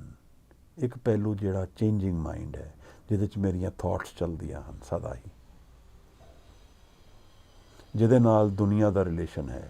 ਮੈਂ ਦੁਨੀਆ ਦੇ ਵਿਚਾਰ, ਦੁਨੀਆ ਦੇ ਥਾਟਸ ਉੱਥੋਂ ਇੰਸਪਾਇਰ ਹੁੰਦੇ ਹਨ। ਮੈਂ ਕੁਝ ਪੜ੍ਹਦਾ ਹਾਂ, ਮੈਨੂੰ ਕੁਝ ਗਿਆਨ ਆਉਂਦਾ ਹੈ, ਉਸ ਤੋਂ ਮੇਰੀ ਥਾਟਸ ਚੱਲਦੀਆਂ ਹਨ। ਮੈਂ ਕੁਝ ਦੇਖਦਾ ਹਾਂ, ਉਸ ਤੋਂ ਮੈਂ ਇੰਸਪਾਇਰ ਹੁੰਦਾ ਹਾਂ, ਜਾਂ ਉੱਥੇ ਮੇਰੀ ਪਕੜ ਜਾਂਦੀ ਹੈ, ਮੈਂ ਉਸ ਵੱਲ ਟੁਰ ਪੈਂਦਾ ਹਾਂ। ਮੈਂ ਕੁਝ ਸੁਣਦਾ ਹਾਂ, ਮੈਂ ਉਸ ਵੱਲ ਟੁਰ ਪੈਂਦਾ ਹਾਂ। ਇਹ ਸਾਰੇ ਬਾਹਰਮੁਖੀ ਜੀਵਨ ਦੇ ਲੱਛਣ ਹਨ। ਤਾਂ ਮੈਂ ਆਪਣੇ ਉਸ ਮਨ ਵਿੱਚ ਜੋ ਕੁਝ ਪਾ ਰਿਹਾ ਹਾਂ, ਦੇਖ ਕੇ, ਸੁਣ ਕੇ, ਬੋਲ ਕੇ ਜਾਂ ਟੱਚ ਕਰਕੇ, ਐਕਸਪੀਰੀਅੰਸ ਕਰਕੇ, ਉਸ ਮਨ 'ਚੋਂ ਉਹੀ ਨਿਕਲਦਾ ਹੈ ਫਿਰ ਬਾਹਰ, ਔਰ ਉਹ ਇਨਸਟੇਬਿਲਿਟੀ ਹੈ ਉਹਦੇ ਵਿੱਚ। ਕਿਉਂਕਿ ਇਹ ਜਿਹੜਾ ਬਾਹਰਮੁਖੀ ਜੀਵਨ ਹੈ, ਇਹ ਸਦਾ ਬਦਲਦਾ ਜੀਵਨ ਹੈ। ਇਹਦੇ ਵਿੱਚ ਕੋਈ ਸਟੇਬਿਲਿਟੀ ਨਹੀਂ ਹੈ। ਅਸੀਂ ਪਹਿਲਾਂ ਇਹ ਗੱਲ ਵਿਚਾਰ ਚੁੱਕੇ ਹਾਂ, ਜਿਉਂ ਬ੍ਰਹਮੰਡੇ ਸੋਈ ਪਿੰਡੇ। ਜਿਵੇਂ ਕ੍ਰੀਏਸ਼ਨ ਹੈ, ਇਸੇ ਤਰ੍ਹਾਂ ਮੇਰਾ ਅੰਤਰ ਦਾ ਮਨ ਹੈ। ਅੰਤਰ ਦੇ ਮਨ ਵਿੱਚ ਇੱਕ ਹੋਰ ਅਵਸਥਾ ਹੈ, ਜਿਹੜੀ ਸਦਾ ਸਟੇਬਲ ਹੈ, ਜਿਹੜੀ ਕਦੇ ਚੇਂਜ ਨਹੀਂ ਹੁੰਦੀ, ਜਿਹਦੇ ਵਿੱਚ ਸਦਾ ਹੀ ਖੇੜਾ ਹੈ। ਔਰ ਉਹ ਸਹਿਜ ਵਿੱਚ ਮਿਲਦੀ ਹੈ, ਉਹ ਸ਼ਾਂਤ ਵਿੱਚ ਮਿਲਦੀ ਹੈ, ਉਹ ਨਾਮ ਦੇ ਅੰਦਰ ਮਿਲਦੀ ਹੈ। ਤਾਂ ਸਾਹਿਬ ਸਾਨੂੰ ਇੰਸਪਾਇਰ ਕਰ ਰਹੇ ਹਨ, ਸ਼ਬਦ ਨਾਲ ਜੁੜ ਕੇ ਇਸ ਮਨ ਤੋਂ ਉਸ ਮਨ ਤੇ ਚਲੇ ਜਾਈਏ, ਇਸ ਚੇਂਜਿੰਗ ਮਾਈਂਡ ਨੂੰ ਛੱਡ ਕੇ ਉਸ ਅਨਚੇਂਜਿੰਗ ਮਾਈਂਡ ਨਾਲ ਜੁੜ ਜਾਈਏ, ਜਿੱਥੇ ਸਟੇਬਿਲਿਟੀ ਹੈ, ਆਨੰਦ ਹੈ, ਸਦਾ ਵਿਕਾਸ ਹੈ। ਇਸ ਦੇ ਨਾਲ ਕੀ ਹੈ? ਸਾਹਿਬ ਕਹਿੰਦੇ ਨੇ, ਆਸਾ ਮਨਸਾ ਸ਼ਬਦ ਜਲਾਈ। ਨਾ ਮੈਨੂੰ ਜੀਵਨ ਦੀ ਕੋਈ ਆਸ ਹੈ, ਨਾ ਇਸ ਦੀ ਕੋਈ ਮਨਸਾ ਹੈ, ਜੀ ਮੈਂ ਰਿਹਾ ਹਾਂ। ਇਹਦਾ ਇਹ ਮਤਲਬ ਨਹੀਂ ਕਿ ਚੇਂਜਿੰਗ ਮਾਈਂਡ ਮੇਰੇ ਨਾਲ ਨਹੀਂ ਹੈ, ਚੇਂਜਿੰਗ ਮਾਈਂਡ ਤਾਂ ਫਿਰ ਵੀ ਹੈ, ਪਰ ਮੈਂ ਜਦੋਂ ਜੀ ਕਰਦਾ ਵਾਂ ਚੇਂਜਿੰਗ ਮਾਈਂਡ ਤੋਂ ਆਜ਼ਾਦ ਹੋ ਕੇ ਉਸ ਮਨ ਵਿੱਚ ਚਲਾ ਜਾਂਦਾ ਹਾਂ ਜਿਹੜਾ ਸਦਾ ਵਿਕਾਸ ਵਿੱਚ ਹੈ। ਇਹ ਪੋਸੀਬਿਲਿਟੀ ਸਭ ਕੁਝ ਬਦਲ ਦਿੰਦੀ ਹੈ। ਇਹਦਾ ਮਤਲਬ ਸਰੀਰ ਨਾ ਹੋਏ, ਜੀਵਨ ਨਾ ਹੋਏ, ਤਾਂ ਫਿਰ ਵੀ ਮੇਰੇ ਮਨ ਦੇ ਵਿੱਚ ਖੇੜਾ ਔਰ ਆਨੰਦ ਔਰ ਸਟੇਬਿਲਿਟੀ ਰਹੇਗੀ। ਔਰ ਇਹ ਸ਼ਬਦ ਦੇ ਜ਼ਰੀਏ ਰਹੇਗੀ। ਸ਼ਬਦ ਨਾਲ ਜੁੜਨ ਨਾਲ ਮਨ ਉਸ ਮਨ ਤੱਕ ਪਹੁੰਚ ਸਕਦਾ ਹੈ। ਸਾਹਿਬ ਕਹਿ ਰਹੇ ਹਨ, ਗੁਰਮੁਖ ਜੋਤ ਨਿਰੰਤਰ ਪਾਈ। ਗੁਰੂ ਦੇ ਮੁਖ ਨਾਲ, ਗੁਰੂ ਦੀ ਬਾਣੀ ਨਾਲ, ਗੁਰੂ ਦੇ ਸ਼ਬਦ ਦੇ ਜੁੜਨ ਨਾਲ ਮੈਨੂੰ ਜੋਤ ਮਿਲ ਗਈ ਹੈ, ਅਕਾਲ ਪੁਰਖ ਨਾਲ। ਨਿਰੰਤਰ ਨਾਨਕ ਭਗਤਾ ਸਦਾ ਵਿਗਾਸ, ਸੁਣੀਏ ਦੁਖ ਪਾਪ ਕਾ ਨਾਸ। ਜਦੋਂ ਮਨ ਦੇ ਵਿੱਚ ਸ਼ਬਦ ਉਤਰਿਆ ਹੈ, ਗੁਰੂ ਦਾ ਮੁਖ, ਗੁਰੂ ਦੀ ਮੁਖ ਦੀ ਬਾਣੀ ਉਤਰੀ ਹੈ, ਗੁਰੂ ਦੇ ਮੁਖ ਚੋਂ ਉਚਰਿਆ ਸ਼ਬਦ ਮੈਂ ਆਪਣੇ ਨਾਲ ਜੋੜ ਲਿਆ ਹੈ, ਤਾਂ ਮੈਨੂੰ ਜੋਤ ਮਿਲ ਗਈ ਹੈ। ਜੋਤ ਬ੍ਰਹਮ ਗਿਆਨ ਅਵਸਥਾ ਹੈ। Awareness of the creator, awareness of that which is unseen. ਉਹ ਜਿਹੜਾ ਸਦਾ ਹੀ ਹੈ, ਜਿਹਦੀ ਹੱਤਿਆ ਨਹੀਂ ਹੋ ਸਕਦੀ, ਅਨਹਦ। ਪਰਮਾਤਮਾ, ਵਾਹਿਗੁਰੂ, ਆਤਮਿਕ ਰੋਸ਼ਨੀ, ਰੂਹਾਨੀ ਰੋਸ਼ਨੀ, ਗਿਆਨ। ਗਿਆਨ ਕਿਸ ਚੀਜ਼ ਦਾ? ਜਿਹੜਾ ਸੱਤ ਕੀ ਹੈ ਮੇਰੇ ਮਨ ਦਾ। ਮੈਂ ਕੁਝ ਖਿਡੌਣਿਆਂ ਨਾਲ ਖੇਡਦਾ ਹਾਂ। ਕੁਝ ਖਿਡੌਣੇ ਮਿੱਟੀ ਦੇ ਬਣੇ ਹਨ, ਕੁਝ ਸਮੇਂ ਵਿੱਚ ਖਤਮ ਹੋ ਜਾਣਗੇ। ਕੁਝ ਲੱਕੜ ਦੇ ਬਣੇ ਹਨ, ਉਹ ਜ਼ਿਆਦਾ ਚਿਰ ਚੱਲਣਗੇ। ਕੁਝ ਲੋਹੇ ਦੇ ਬਣੇ ਹਨ, ਉਹ ਹੋਰ ਵੀ ਦੇਰ ਚੱਲਣਗੇ।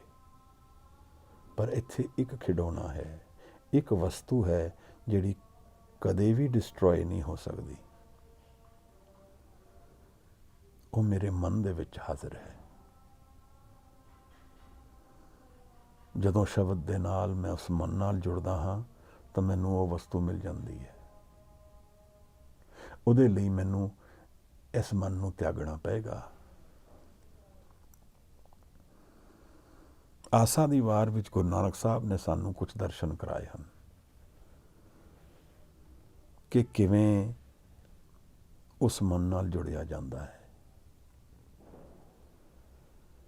ਅੱਜ ਤੱਕ ਤਾਂ ਮੈਂ ਜਿਹੜੇ ਜਨਮ ਦੇ ਵਿੱਚ ਜੀ ਰਿਹਾ ਹਾਂ, ਉਹਦੇ ਵਿੱਚ ਮੈਂ ਇਹੀ ਜਾਣਦਾ ਹਾਂ ਕਿ ਮੈਨੂੰ ਗਿਆਨ ਹੈ, ਮੈਂ ਜਾਣਦਾ ਹਾਂ, ਤਾਂ ਮੈਂ ਆਪਣਾ ਗੁਰੂ ਆਪ ਬਣ ਗਿਆ ਹਾਂ। ਮਨਮੁਖ ਇਸੇ ਨੂੰ ਕਹਿੰਦੇ ਹਨ। ਜਿਵੇਂ ਮੇਰਾ ਹਾਲ ਹੈ ਅੱਜ, ਮੈਂ ਆਪਣੇ ਮਨ ਨੂੰ ਮਨ ਦੇ ਆਖੇ ਲੱਗ ਕੇ ਸਭ ਕੁਝ ਕਰਦਾ ਹਾਂ, ਮੈਂ ਜਾਣਦਾ ਹਾਂ। ਮਹਾਰਾਜ ਕਹਿੰਦੇ, ਨਾਨਕ ਗੁਰੂ ਨਾ ਚੇਤਨੀ, ਮਨ ਆਪਣੇ ਸੁਚੇਤ। ਅਸੀਂ ਗੁਰੂ ਨੂੰ ਨਹੀਂ ਜਾਣਦੇ, ਮਨ ਨੂੰ ਸੁਚੇਤ ਜਾਣਦੇ ਹਾਂ ਕਿ ਮਾਈ ਮਾਈਂਡ ਨੋਜ਼, ਆਈ ਨੋ। ਕਿਉਂਕਿ ਅਸੀਂ ਆਪਣੇ ਸੈਂਸਿਸ ਤੇ ਬਹੁਤ ਕੌਨਫੀਡੈਂਟ ਹਾਂ। What I see is what is real. But is that really true? ਕਿਉਂਕਿ ਜੋ ਦੀਸੇ ਸੋ ਕਾਲੇ ਕਰਨਾ, ਜੋ ਕੁਝ ਦਿਖਦਾ ਹੈ ਉਹ ਸਮੇਂ ਵਿੱਚ ਖਤਮ ਹੋਏਗਾ। ਤਾਂ ਕੀ ਉਹ ਰਿਐਲਿਟੀ ਹੈ? ਫਿਰ ਗੁਰੂ ਨੇ ਇੱਕ ਬਹੁਤ ਪਿਆਰਾ ਸ਼ਬਦ ਹਮੇਸ਼ਾ ਵਰਤਿਆ ਹੈ। ਜਪਜੀ ਸਾਹਿਬ ਵਿੱਚ ਵੀ ਉਸੇ ਸ਼ਬਦ ਤੇ ਮਹਾਰਾਜ ਕਈ ਵਾਰ ਗੱਲ ਕਰਦੇ ਹਨ ਸਤ ਨਾਮ। ਸਤ ਤੋਂ ਭਾਵ ਉਹ ਹੈ ਜਿਹੜਾ ਸਦਾ ਲਈ ਹੈ ਔਰ ਕਦੇ ਬਦਲਦਾ ਨਹੀਂ ਹੈ। ਉਹੀ ਇੱਕ ਚੀਜ਼ ਹੈ ਜਿਹੜੀ ਦੁਨੀਆ ਵਿੱਚ ਸਟੇਬਲ ਹੈ, ਬਾਕੀ ਸਭ ਕੁਝ ਅਨਸਟੇਬਲ ਹੈ। ਇਸ ਕਰਕੇ ਜਦੋਂ ਅਸੀਂ ਗੁਰਦੁਆਰਾ ਸਾਹਿਬ ਜਾਂਦੇ ਹਾਂ, ਅਸੀਂ ਪਰਿਕਰਮਾ ਕਰਦੇ ਹਾਂ। ਭਾਵ ਅਰਥ ਕੀ ਹੈ? ਜੋ ਸਟੇਬਲ ਹੈ ਉਹ ਸੈਂਟਰ ਆਫ ਦ ਵਰਲਡ ਹੈ। ਮੈਂ ਹੀ ਮੂਵਮੈਂਟ ਵਿੱਚ ਹਾਂ, ਮੇਰਾ ਮਨ ਮੂਵਮੈਂਟ ਵਿੱਚ ਹੈ। ਕਿਸ ਨੂੰ ਲੱਭ ਰਹੇ ਹਾਂ ਅਸੀਂ? ਜਿਸ ਨੂੰ ਲੱਭ ਰਹੇ ਹਾਂ ਉਹ ਸਾਡੇ ਅੰਤਰ ਵਿੱਚ ਹੀ ਹੈ। ਕਾਹੇ ਰੇ ਬਨ ਖੋਜਣ ਜਾਈ, ਕਿਉਂ ਬਨ ਵਿੱਚ ਜਾ ਕੇ ਲੱਭਦਾ ਹੈ ਪਾਈ। ਸਰਬ ਨਿਵਾਸੀ ਸਦਾ ਅਲੇਪਾ ਤੋਹੇ ਸੰਗ ਸਮਾਈ। ਸਰਬ ਨਿਵਾਸੀ, ਹਰ ਜਗ੍ਹਾ ਰਹਿਣ ਵਾਲਾ, ਕੋਈ ਐਸੀ ਜਗ੍ਹਾ ਨਹੀਂ ਜਿੱਥੇ ਉਹ ਨਹੀਂ ਹੈ। ਸਦਾ ਅਲੇਪਾ, ਜਿਹੜਾ ਦੇਖਿਆ ਨਹੀਂ ਜਾ ਸਕਦਾ। ਤੋਹੇ ਸੰਗ ਸਮਾਈ, ਸਾਡੇ ਨਾਲ ਹੀ ਰਹਿੰਦਾ ਹੈ। ਪੁਹਤ ਮਤ ਜੋ ਬਾਸ ਬਸਤ ਹੈ, ਮੁਕਰ ਮਹਿ ਜੈਸੇ ਛਾਈ। ਤੈਸੇ ਹੀ ਹਰ ਬਸੇ ਨਿਰੰਤਰ, ਘੱਟ ਹੀ ਖੋਜੋ ਪਾਈ। ਆਪਣੇ ਅੰਤਰ ਖੋਜੋ। ਬਾਹਰ ਭੀਤਰ ਏਕੋ ਜਾਣੇ, ਇਹ ਗੁਰ ਗਿਆਨ ਬਤਾਈ। ਕਹੋ ਨਾਨਕ ਬਿਨ ਆਪਾ ਚੀਨੇ, ਮਿਟੇ ਨਾ ਭਰਮ ਕੀ ਕਾਈ। ਬਿਨਾਂ ਆਪਣੇ ਅੰਤਰ ਵਿੱਚ ਟਟੋਲੇ, ਬਿਨਾਂ ਆਪਣੇ ਅੰਤਰ ਨੂੰ ਜਾਣੇ, ਭਰਮ ਇਹ ਭੁਲੇਖੇ ਦੀ ਕਾਈ ਨਹੀਂ ਮਿਟਦੀ ਹੈ। ਕਿਉਂਕਿ ਜੀਵਨ ਇੱਕ ਭੁਲੇਖਾ ਹੈ। ਜਿੱਥੇ ਜ਼ਿਆਦਾ ਸ਼ੋਰ ਹੈ, ਜਿੱਥੇ ਜ਼ਿਆਦਾ ਪ੍ਰਕਾਸ਼ ਹੈ, ਸਾਨੂੰ ਉਹੀ ਸੱਤ ਦਿਖਦਾ ਹੈ, ਕਿਉਂਕਿ ਅਸੀਂ ਬਾਹਰ ਮੁਖੀ ਜੀਵਨ ਜੀ ਰਹੇ ਹਾਂ। ਪਰ ਗੁਰੂ ਕਹਿ ਰਿਹਾ ਇਹ ਧੋਖਾ ਹੈ। ਮਹਾਰਾਜ ਕਹਿੰਦੇ ਨੇ ਛੂਟੇ ਤਲਵਾਰ ਜਿਉਂ ਸੂੰਝੇ ਅੰਦਰ ਖੇਤ। ਇਹ ਫਿਰ ਇਸ ਤਰ੍ਹਾਂ ਦੇ ਹਨ ਜਿਵੇਂ ਖੇਤ ਦੇ ਵਿੱਚ ਬੁਆੜ ਹੋਏ, ਖਰਪਤਵਾਰ ਹੋਏ, ਜਿਹੜੀ ਯੂਜ਼ਲੈਸ ਵੀਡਸ ਹੁੰਦੇ ਹਨ। ਇਸ ਤਰ੍ਹਾਂ ਮੇਰੇ ਮਨ ਦੀ ਅਵਸਥਾ ਹੈ, ਬਿਨਾਂ ਗੁਰੂ ਨੂੰ ਗੁਰੂ ਵੱਲ ਜੁੜੇ। ਖੇਤੇ ਅੰਦਰ ਛੁੱਟੀਏ, ਕਹੋ ਨਾਨਕ ਸੋ ਨਾ ਹੈ। ਇਹ ਖੇਤ ਦੇ ਅੰਦਰ ਛੁੱਟ ਗਏ ਹਨ, ਪਰ ਇਹਨਾਂ ਦੇ ਕਈ ਹਜ਼ਾਰ, ਕਈ ਸੌ ਇਹਨਾਂ ਦੇ ਮਾਲਕ ਹਨ, ਜਿਵੇਂ ਸਾਡੇ ਨੇ। ਜਿਵੇਂ ਅਸੀਂ ਇੱਕ ਸੋਹਣੀ ਗੱਡੀ ਦੇਖੀ, ਉਹਦੇ ਵੱਲ ਮਨ ਵਿਚਲ ਗਿਆ, ਜੀ ਕੀਤਾ ਮੈਂ ਵੀ ਅਪਣਾ ਲਵਾਂ। ਦੇਖਣ ਵਿੱਚ ਕੋਈ ਹਰਜ ਨਹੀਂ ਹੈ, ਐਪਰੀਸ਼ੀਏਟ ਕਰਨ ਵਿੱਚ ਵੀ ਕੁਛ ਨਹੀਂ ਹੈ, ਪਰ ਇਹ ਸੋਚਣਾ ਕਿ ਮੇਰਾ ਸੁੱਖ ਦੇ ਵਿੱਚ ਵਸਿਆ ਹੈ, ਇੱਥੇ ਧੋਖਾ ਹੈ। ਕਿਉਂਕਿ ਅੱਖੋਂ ਦੇਖੀ ਕਿਸੇ ਵਸਤੂ, ਕਿਸੇ ਰਿਲੇਸ਼ਨਸ਼ਿਪ, ਕਿਸੇ ਅਹੁਦੇ ਵਿੱਚ ਸੁੱਖ ਨਹੀਂ ਹੈ। ਉਹ ਸੁੱਖ ਹੈ ਤਾਂ ਦੁੱਖ ਉਹਦੇ ਨਾਲ ਹੈ। ਫਲੀਏ ਫੁਲੀਏ ਬਪੁੜੇ, ਭੀ ਤਨ ਵਿੱਚ ਸੁਆਓ। ਇਹ ਫਲ ਵੀ ਲੱਗਦੇ ਹਨ, ਫੁੱਲ ਵੀ ਲੱਗਦੇ ਹਨ, ਪਰ ਇਹਨਾਂ ਨੂੰ ਭਾਗ ਨਹੀਂ ਲੱਗਦੇ। ਵਿਚਾਰਿਆਂ ਨੂੰ ਸਵਾਹ ਹੋ ਜਾਂਦੇ ਹਨ। ਜਿਵੇਂ ਸਾਹਿਬ ਨੇ ਸਾਨੂੰ ਪਹਿਲੇ ਸਮਝਾਇਆ ਸੀ ਕਿ ਇਸ ਦੁਨੀਆ ਦੇ ਵਿੱਚ ਇੱਕ ਸੱਤ ਹੈ, ਜਿਹੜੀ ਜੋਤ ਹੈ, ਜਿਹੜੀ ਅੰਤਰ ਵਿੱਚ ਵਸਦੀ ਹੈ। ਉਹਦੇ ਵੱਲ ਅਸੀਂ ਜਾਣਾ ਹੈ। ਸਾਹਿਬ ਨੇ ਕੁਝ ਸ਼ਬਦ ਬਾਣੀ ਵਿੱਚ ਬਾਰ-ਬਾਰ ਵਰਤੇ ਹਨ, ਸ਼ਬਦ ਔਰ ਨਾਮ। ਇਸ ਪਦੇ ਵਿੱਚ ਵੀ ਨਾਮ ਵੱਲ ਸਾਨੂੰ ਔਰ ਸ਼ਬਦ ਵੱਲ ਸਾਨੂੰ ਟੋਰਦੇ ਹਨ। ਗੁਰਮੁਖ ਜੋਤ ਨਿਰੰਤਰ ਪਾਈ। ਗੁਰੂ ਦੇ ਮੁਖ ਵੱਲ, ਗੁਰੂ ਦੇ ਵੱਲ ਮੂੰਹ ਕਰਕੇ, ਗੁਰੂ ਦੀ ਬਾਣੀ ਨੂੰ ਅਪਣਾ ਕੇ ਨਿਰੰਤਰ ਜੋਤ ਮਿਲ ਗਈ ਹੈ। ਗੁਰੂ ਨਾਨਕ ਸਾਹਿਬ ਵੀ ਗੁਰੂ ਦੀ ਗੱਲ ਕਰ ਰਹੇ ਹਨ, ਔਰ ਇਹ ਭੇਦ ਅੱਗੇ ਖੋਲਣਗੇ ਕੌਣ ਹੈ ਗੁਰੂ ਨਾਨਕ ਦਾ ਗੁਰੂ। ਮਹਾਰਾਜ ਫਿਰ ਕਹਿੰਦੇ ਹਨ, ਯੋਗੀਆਂ ਦੇ ਜਿਹੜਾ ਪ੍ਰਸ਼ਨ ਸੀ, ਬਿਨ ਦੰਤਾਂ ਕਿਉਂ ਖਾਈਏ ਸਾਰ। ਇਹ ਦੁਨੀਆ ਕਿਵੇਂ ਔਖੀ ਹੈ ਬੜੀ।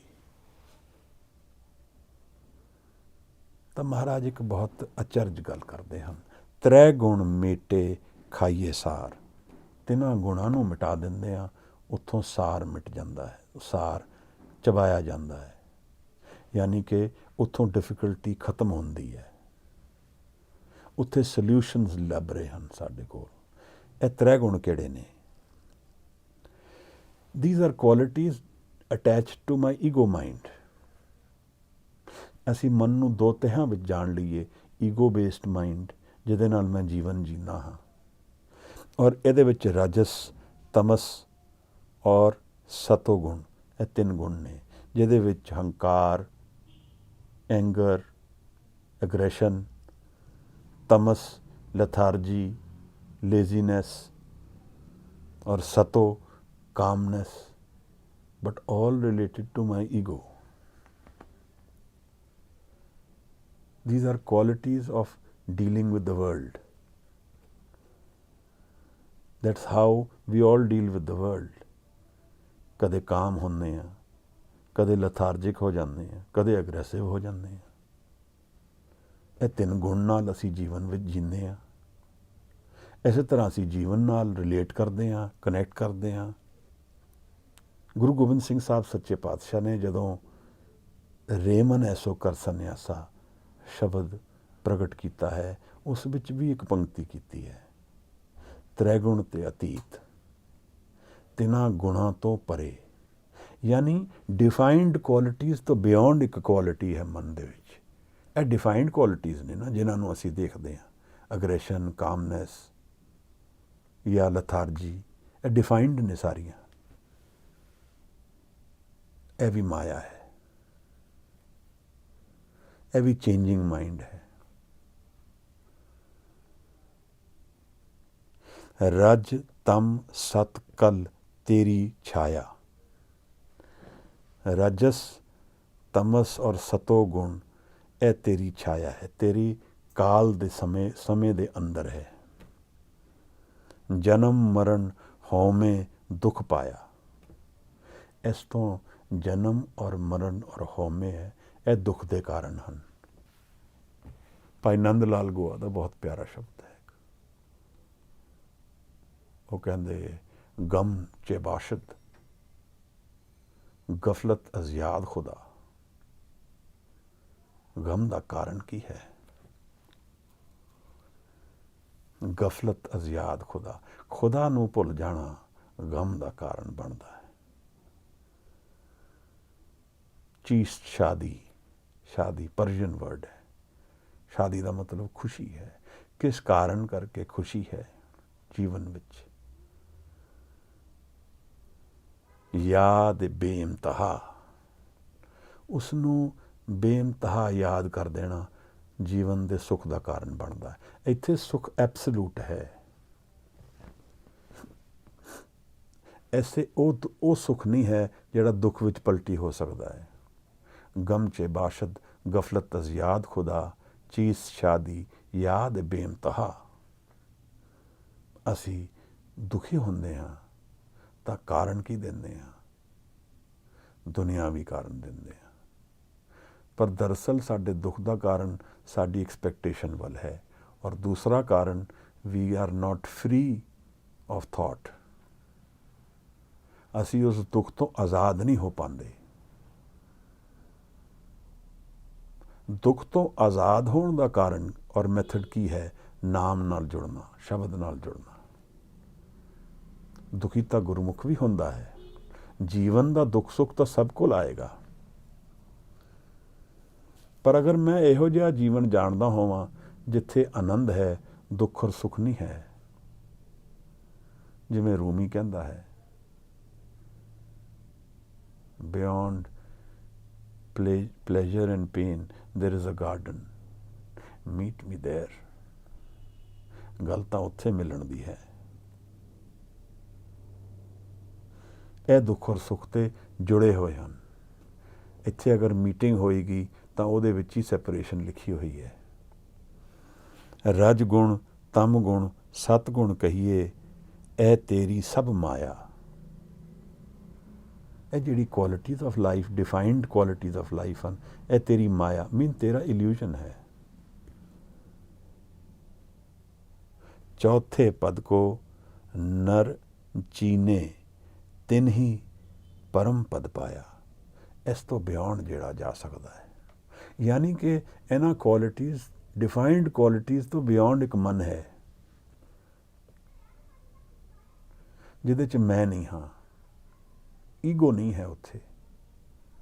हौमे नामे नाल विरोध है, दोए न बसे एक थाएं। ਤਾਂ ਮਹਾਰਾਜ ਸਾਨੂੰ ਉਸ ਇੱਕ ਮਨ ਵੱਲ ਪ੍ਰੇਰਦੇ ਹਨ ਜਿਹੜਾ ਸੱਚ ਦਾ ਮਨ ਹੈ, ਜਿਹੜਾ ਮੈਂ ਦੇ ਨਾਲ ਆਧਾਰਿਤ ਨਹੀਂ ਹੈ, ਮੇਰਾ ਨਹੀਂ ਬਣਾਇਆ ਹੋਇਆ। ਉਹ ਨਿਰੰਕਾਰ ਦਾ ਰੂਪ ਹੈ। ਉੱਥੇ ਮੈਂ ਨਹੀਂ ਜਾ ਸਕਦਾ, ਹੰਕਾਰ ਨਹੀਂ ਜਾ ਸਕਦਾ। ਹੰਕਾਰ ਗੇਰ ਕੇ ਜਾ ਸਕਦੇ ਹਾਂ।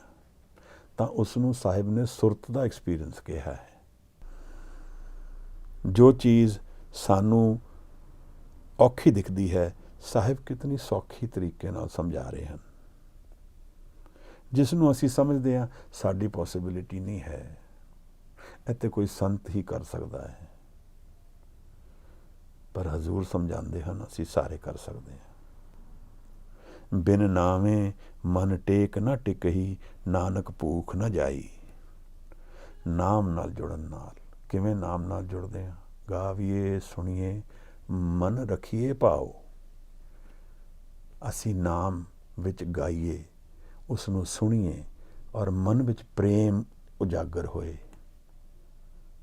ਦੁੱਖ ਪਰ ਹਰ ਸੁੱਖ ਕਰ ਲੈ ਜਾਏ। ਫਿਰ ਉਹ ਘਰ ਵਿੱਚ ਚਲੇ ਜਾਵਾਂਗੇ ਜਿੱਥੇ ਸਦਾ ਹੀ ਸੁਖੀ ਹਾਂ ਅਸੀਂ। ਦੁੱਖ ਦਾ ਜੀਵਨ ਚਲਾ ਜਾਏਗਾ ਔਰ ਮਨ ਦੇ ਅੰਤਰ ਦਾ ਘਰ ਵਿੱਚ ਨਿਵਾਸ ਹੋ ਜਾਏਗਾ, ਜਿਹੜਾ ਸਦਾ ਲਈ ਹੈ। ਕਾਲ ਰਹਿਤ ਜੀਵਨ ਵੀ ਹੈ, ਜਿਸ ਨੂੰ ਭਗਤ ਕਬੀਰ ਕਹਿੰਦੇ ਹਨ, ਮਰਤਾ ਮਰਤਾ ਜਗਮੂਆ, ਮਰ ਵੀ ਨਾ ਜਾਣੇ ਕੋਏ। ਸਾਰਾ ਜਗ ਮਰਦਾ ਹੈ, ਮਰਨਾ ਨਹੀਂ ਜਾਣਦਾ ਕੋਈ। ਐਸੀ ਮਰਨੀ ਜੋ ਮਰੇ ਬੌਰ ਨਾ ਮਰਨਾ ਹੋਏ। ਪਰ ਜਿਸ ਨੂੰ ਮਰਨ ਦੀ ਜਾਚ ਆ ਗਈ, ਮੌਤ ਬਾਰੇ ਗਿਆਨ ਹੋ ਗਿਆ, ਤਾਂ ਉਹ ਜਾਣ ਗਿਆ ਕਿ ਮੌਤ ਕੁਛ ਹੈ ਹੀ ਨਹੀਂ। ਇਹ ਸੂਰਮੇ ਹਨ ਜਿਨ੍ਹਾਂ ਨੇ ਕਾਲ ਨੂੰ ਫਤਿਹ ਕਰ ਲਿਆ ਹੈ, ਜਿਹਦਾ ਯਮ ਨਾਲ ਕੋਈ ਰਵਾਹ ਨਹੀਂ ਪੈਂਦਾ। ਹੁਣ ਜੈਸੇ ਜਨਮੇ ਕਮਲ ਨਿਰਾਲਮ, ਮੁਰਗਾਈ ਨੇ ਸਾਣੇ, ਸੁਰਤ ਸ਼ਬਦ ਭਵ ਸਾਗਰ ਤਰੀਏ, ਨਾਨਕ ਨਾਮ ਬਖਾਣੇ। ਸੁਰਤ ਔਰ ਸ਼ਬਦ ਦੀ ਇਸ ਖੇਡ ਵਿੱਚ ਕਦੇ ਅਸੀਂ ਵੀ ਉਤਰ ਜਾਈਏ, ਕਦੇ ਆਪਣੇ ਆਪ ਨੂੰ ਭੁੱਲ ਕੇ ਆਪਣੀ ਸੁਰਤ ਔਰ ਸ਼ਬਦ ਦੇ ਗਿਆਨ ਵਿੱਚ ਉਤਰ ਜਾਏ। ਇਹੀ ਅਰਦਾਸ ਸਾਡੇ ਮਨ ਵਿੱਚ ਹੋਣੀ ਚਾਹੀਦੀ ਹੈ ਕਿ ਇਹ ਜਿਹੜੀ ਮਾਇਆ ਹੈ, ਜਿਹੜਾ ਇਲੂਜ਼ਨ ਦਿਖਦਾ ਹੈ, ਇਹ ਜਿਹੜਾ ਭਰਮ ਹੈ, ਇਸ ਤੇ ਬਿਯੋਂਡ ਦਾ ਇੱਕ ਸੱਤ ਮੈਨੂੰ ਸਮਝ ਆ ਜਾਏ। ਮਹਾਰਾਜ ਕਹਿੰਦੇ ਨਾਮ ਨਾਲ, ਨਾਮ ਦੇ ਨਾਲ ਵਾ ਪਾਵਾਂਗੇ ਤਾਂ ਉਸ ਵਿੱਚ ਅਸੀਂ ਉਤਰ ਪਾਵਾਂਗੇ। ਸਾਹਿਬ ਨੇ ਫਿਰ ਬਹੁਤ ਪਿਆਰੀ ਗੱਲ ਕਰ ਦਿੱਤੀ, ਤ੍ਰੈ ਗੁਣ ਮੇਟੇ ਖਾਈਏ ਸਾਰ। ਤਿੰਨਾਂ ਗੁਣਾਂ ਨੂੰ ਮਿਟਾ ਦਿੱਤਾ। ਮੈਨੂੰ ਇਸ ਡਿਫਾਈਨਡ ਜੀਵਨ ਤੋਂ ਬਿਯੋਂਡ ਇੱਕ ਜੀਵਨ ਮਿਲ ਗਿਆ ਹੈ। ਕੋਈ ਇਨਸਾਨ ਸਾਨੂੰ ਜੱਜ ਕਰਦਾ ਹੈ, ਉਹ ਸਾਨੂੰ ਕਿਸੇ ਕੈਟੇਗਰੀ ਵਿੱਚ ਪਾ ਦਿੰਦਾ ਹੈ, ਮਾੜਾ ਚੰਗਾ, ਇਨਡਿਫਰੈਂਟ। ਪਰ ਜਦੋਂ ਅਸੀਂ ਸੱਤ ਦਾ ਜੀਵਨ ਜਾਣ ਲੈਂਦੇ ਹਾਂ, ਇਹਨਾਂ ਕੁਆਲਿਟੀਜ਼ ਤੋਂ ਬਿਯੋਂਡ ਚਲੇ ਜਾਂਦੇ ਹਾਂ। ਡਿਫਾਈਨ ਨਹੀਂ ਕਰ ਸਕਦਾ ਫਿਰ ਕੋਈ। ਇਹੋ ਜਿਹੀ ਮਨ ਦੀ ਅਵਸਥਾ ਵਿੱਚ ਉਤਰ ਜਾਂਦੇ ਹਾਂ ਜਿੱਥੇ ਸਦਾ ਖੇੜਾ ਹੈ, ਸਦਾ ਵਿਕਾਸ ਹੈ, ਜਿੱਥੇ ਬਾਹਰ ਦੇ ਜੀਵਨ ਦੇ ਦੁੱਖ ਸੁੱਖ ਦੀ ਆਂਚ ਨਹੀਂ ਆ ਪਾਉਂਦੀ। ਜਿਵੇਂ ਬਾਹਰ ਇੱਕ ਅੱਗ ਲੱਗੀ ਹੋਏ ਔਰ ਮੈਂ ਇੱਕ ਇਹੋ ਜਿਹੇ ਕੈਪਸੂਲ ਵਿੱਚ ਬੈਠਾ ਹੋਵਾਂ ਜਿੱਥੇ ਉਸ ਅੱਗ ਦਾ ਕੋਈ ਅਸਰ ਨਾ ਪੈ ਸਕੇ। ਇਵੇਂ ਜੀਵਨ ਸਭ ਤੜਫ ਰਿਹਾ ਹੈ। ਦੇਖੋ ਆਪ ਕਿਸ ਤਰ੍ਹਾਂ ਹੈ ਦੁਨੀਆ ਦੀ ਹਾਲਤ। ਸਾਰਾ ਜੀਵਨ, ਸਾਰਾ ਬਾਹਰ ਦਾ ਜੀਵਨ ਅਗਰ ਧਿਆਨ ਨਾਲ ਦੇਖੀਏ ਤਾਂ ਭਾਈ ਗੁਰਦਾਸ ਕਹਿੰਦੇ ਨੇ ਕਿ ਗੁਰੂ ਸਾਹਿਬ ਨੇ ਜਦੋਂ ਧਿਆਨ ਕੀਤਾ ਤਾਂ ਉਹਨਾਂ ਨੂੰ ਸਾਰੀ ਦੁਨੀਆ ਜਲਦੀ ਦਿਖੀ ਹੈ। ਕਿਸ ਵਿੱਚ ਜਲ ਰਹੀ ਹੈ? ਦੁੱਖ ਔਰ ਸੁੱਖ ਦੀ ਇਸ ਮਾਇਆ ਦੇ ਵਿੱਚ ਜਲ ਰਹੀ ਹੈ। ਦੁੱਖ ਨੂੰ ਸੁੱਖ ਜਾਣ ਕੇ ਜੀ ਰਹੀ ਹੈ ਔਰ ਬਾਰ-ਬਾਰ ਜੀ ਜਾਂਦੀ ਹੈ। ਬਾਬਾ ਦੇਖੇ ਧਿਆਨ ਧਰ, ਜਲਦੀ ਸਭ ਸ੍ਰਿਸ਼ਟੀ ਦਿਖ ਜਾਈ। ਦੇਖੋ, ਗੱਲ ਇਸ ਤਰ੍ਹਾਂ ਸਮਝੀਏ ਕਿ ਅਸੀਂ ਇੱਕ ਚੇਂਜਿੰਗ ਜੀਵਨ ਨੂੰ ਜੀਵਨ ਜਾਣਿਆ ਹੈ। ਉਸ ਚੇਂਜਿੰਗ ਜੀਵਨ ਦੇ ਬਿਯੋਂਡ ਇੱਕ ਅਨਚੇਂਜਿੰਗ ਵਰਲਡ ਹੈ। ਅਸੀਂ ਅਗਰ ਉਸ ਅਨਚੇਂਜਿੰਗ ਵਰਲਡ ਨੂੰ ਜਾਣ ਲਿਆ ਤਾਂ ਇਹ ਚੇਂਜਿੰਗ ਵਰਲਡ ਵਿੱਚ ਵੀ ਜੀ ਸਕਦੇ ਹਾਂ। ਪਰ ਜਦੋਂ ਇਹ ਅਨਚੇਂਜਿੰਗ ਵਰਲਡ ਸਾਡੇ ਹੱਥੋਂ ਨਿਕਲੇਗੀ, ਸਾਡਾ ਸਰੀਰ ਗਿਰੇਗਾ, ਜਦੋਂ ਇਹ ਚੇਂਜਿੰਗ ਵਰਲਡ ਗਿਰੇਗੀ ਹੱਥੋਂ, ਤਾਂ ਅਨਚੇਂਜਿੰਗ ਵਰਲਡ ਸਾਡੇ ਨਾਲ ਰਹੇਗੀ।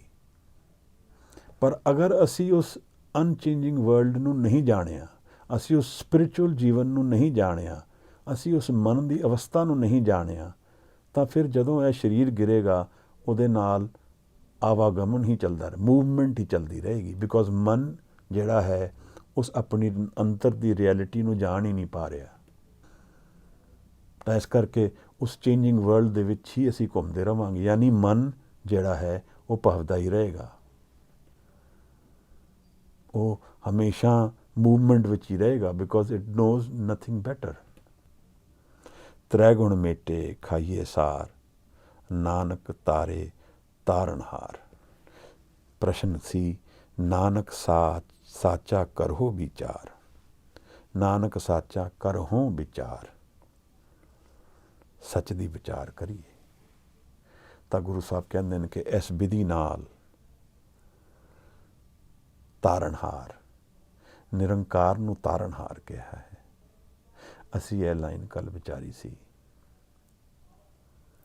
ਜੀਵਨ ਇੱਕ ਨਦੀ ਦੀ ਤਰ੍ਹਾਂ, ਇੱਕ ਓਸ਼ਨ ਦੀ ਤਰ੍ਹਾਂ, ਇੱਕ ਸੀ ਦੀ ਤਰ੍ਹਾਂ, ਜਿਸ ਦੇ ਪਾਰ ਤਰਨਾ ਇੰਪੋਸੀਬਲ ਲੱਗਦਾ ਹੈ, ਪਰ ਸਾਨੂੰ ਨਿਰੰਕਾਰ ਤਰਾਂਦਾ ਹੈ।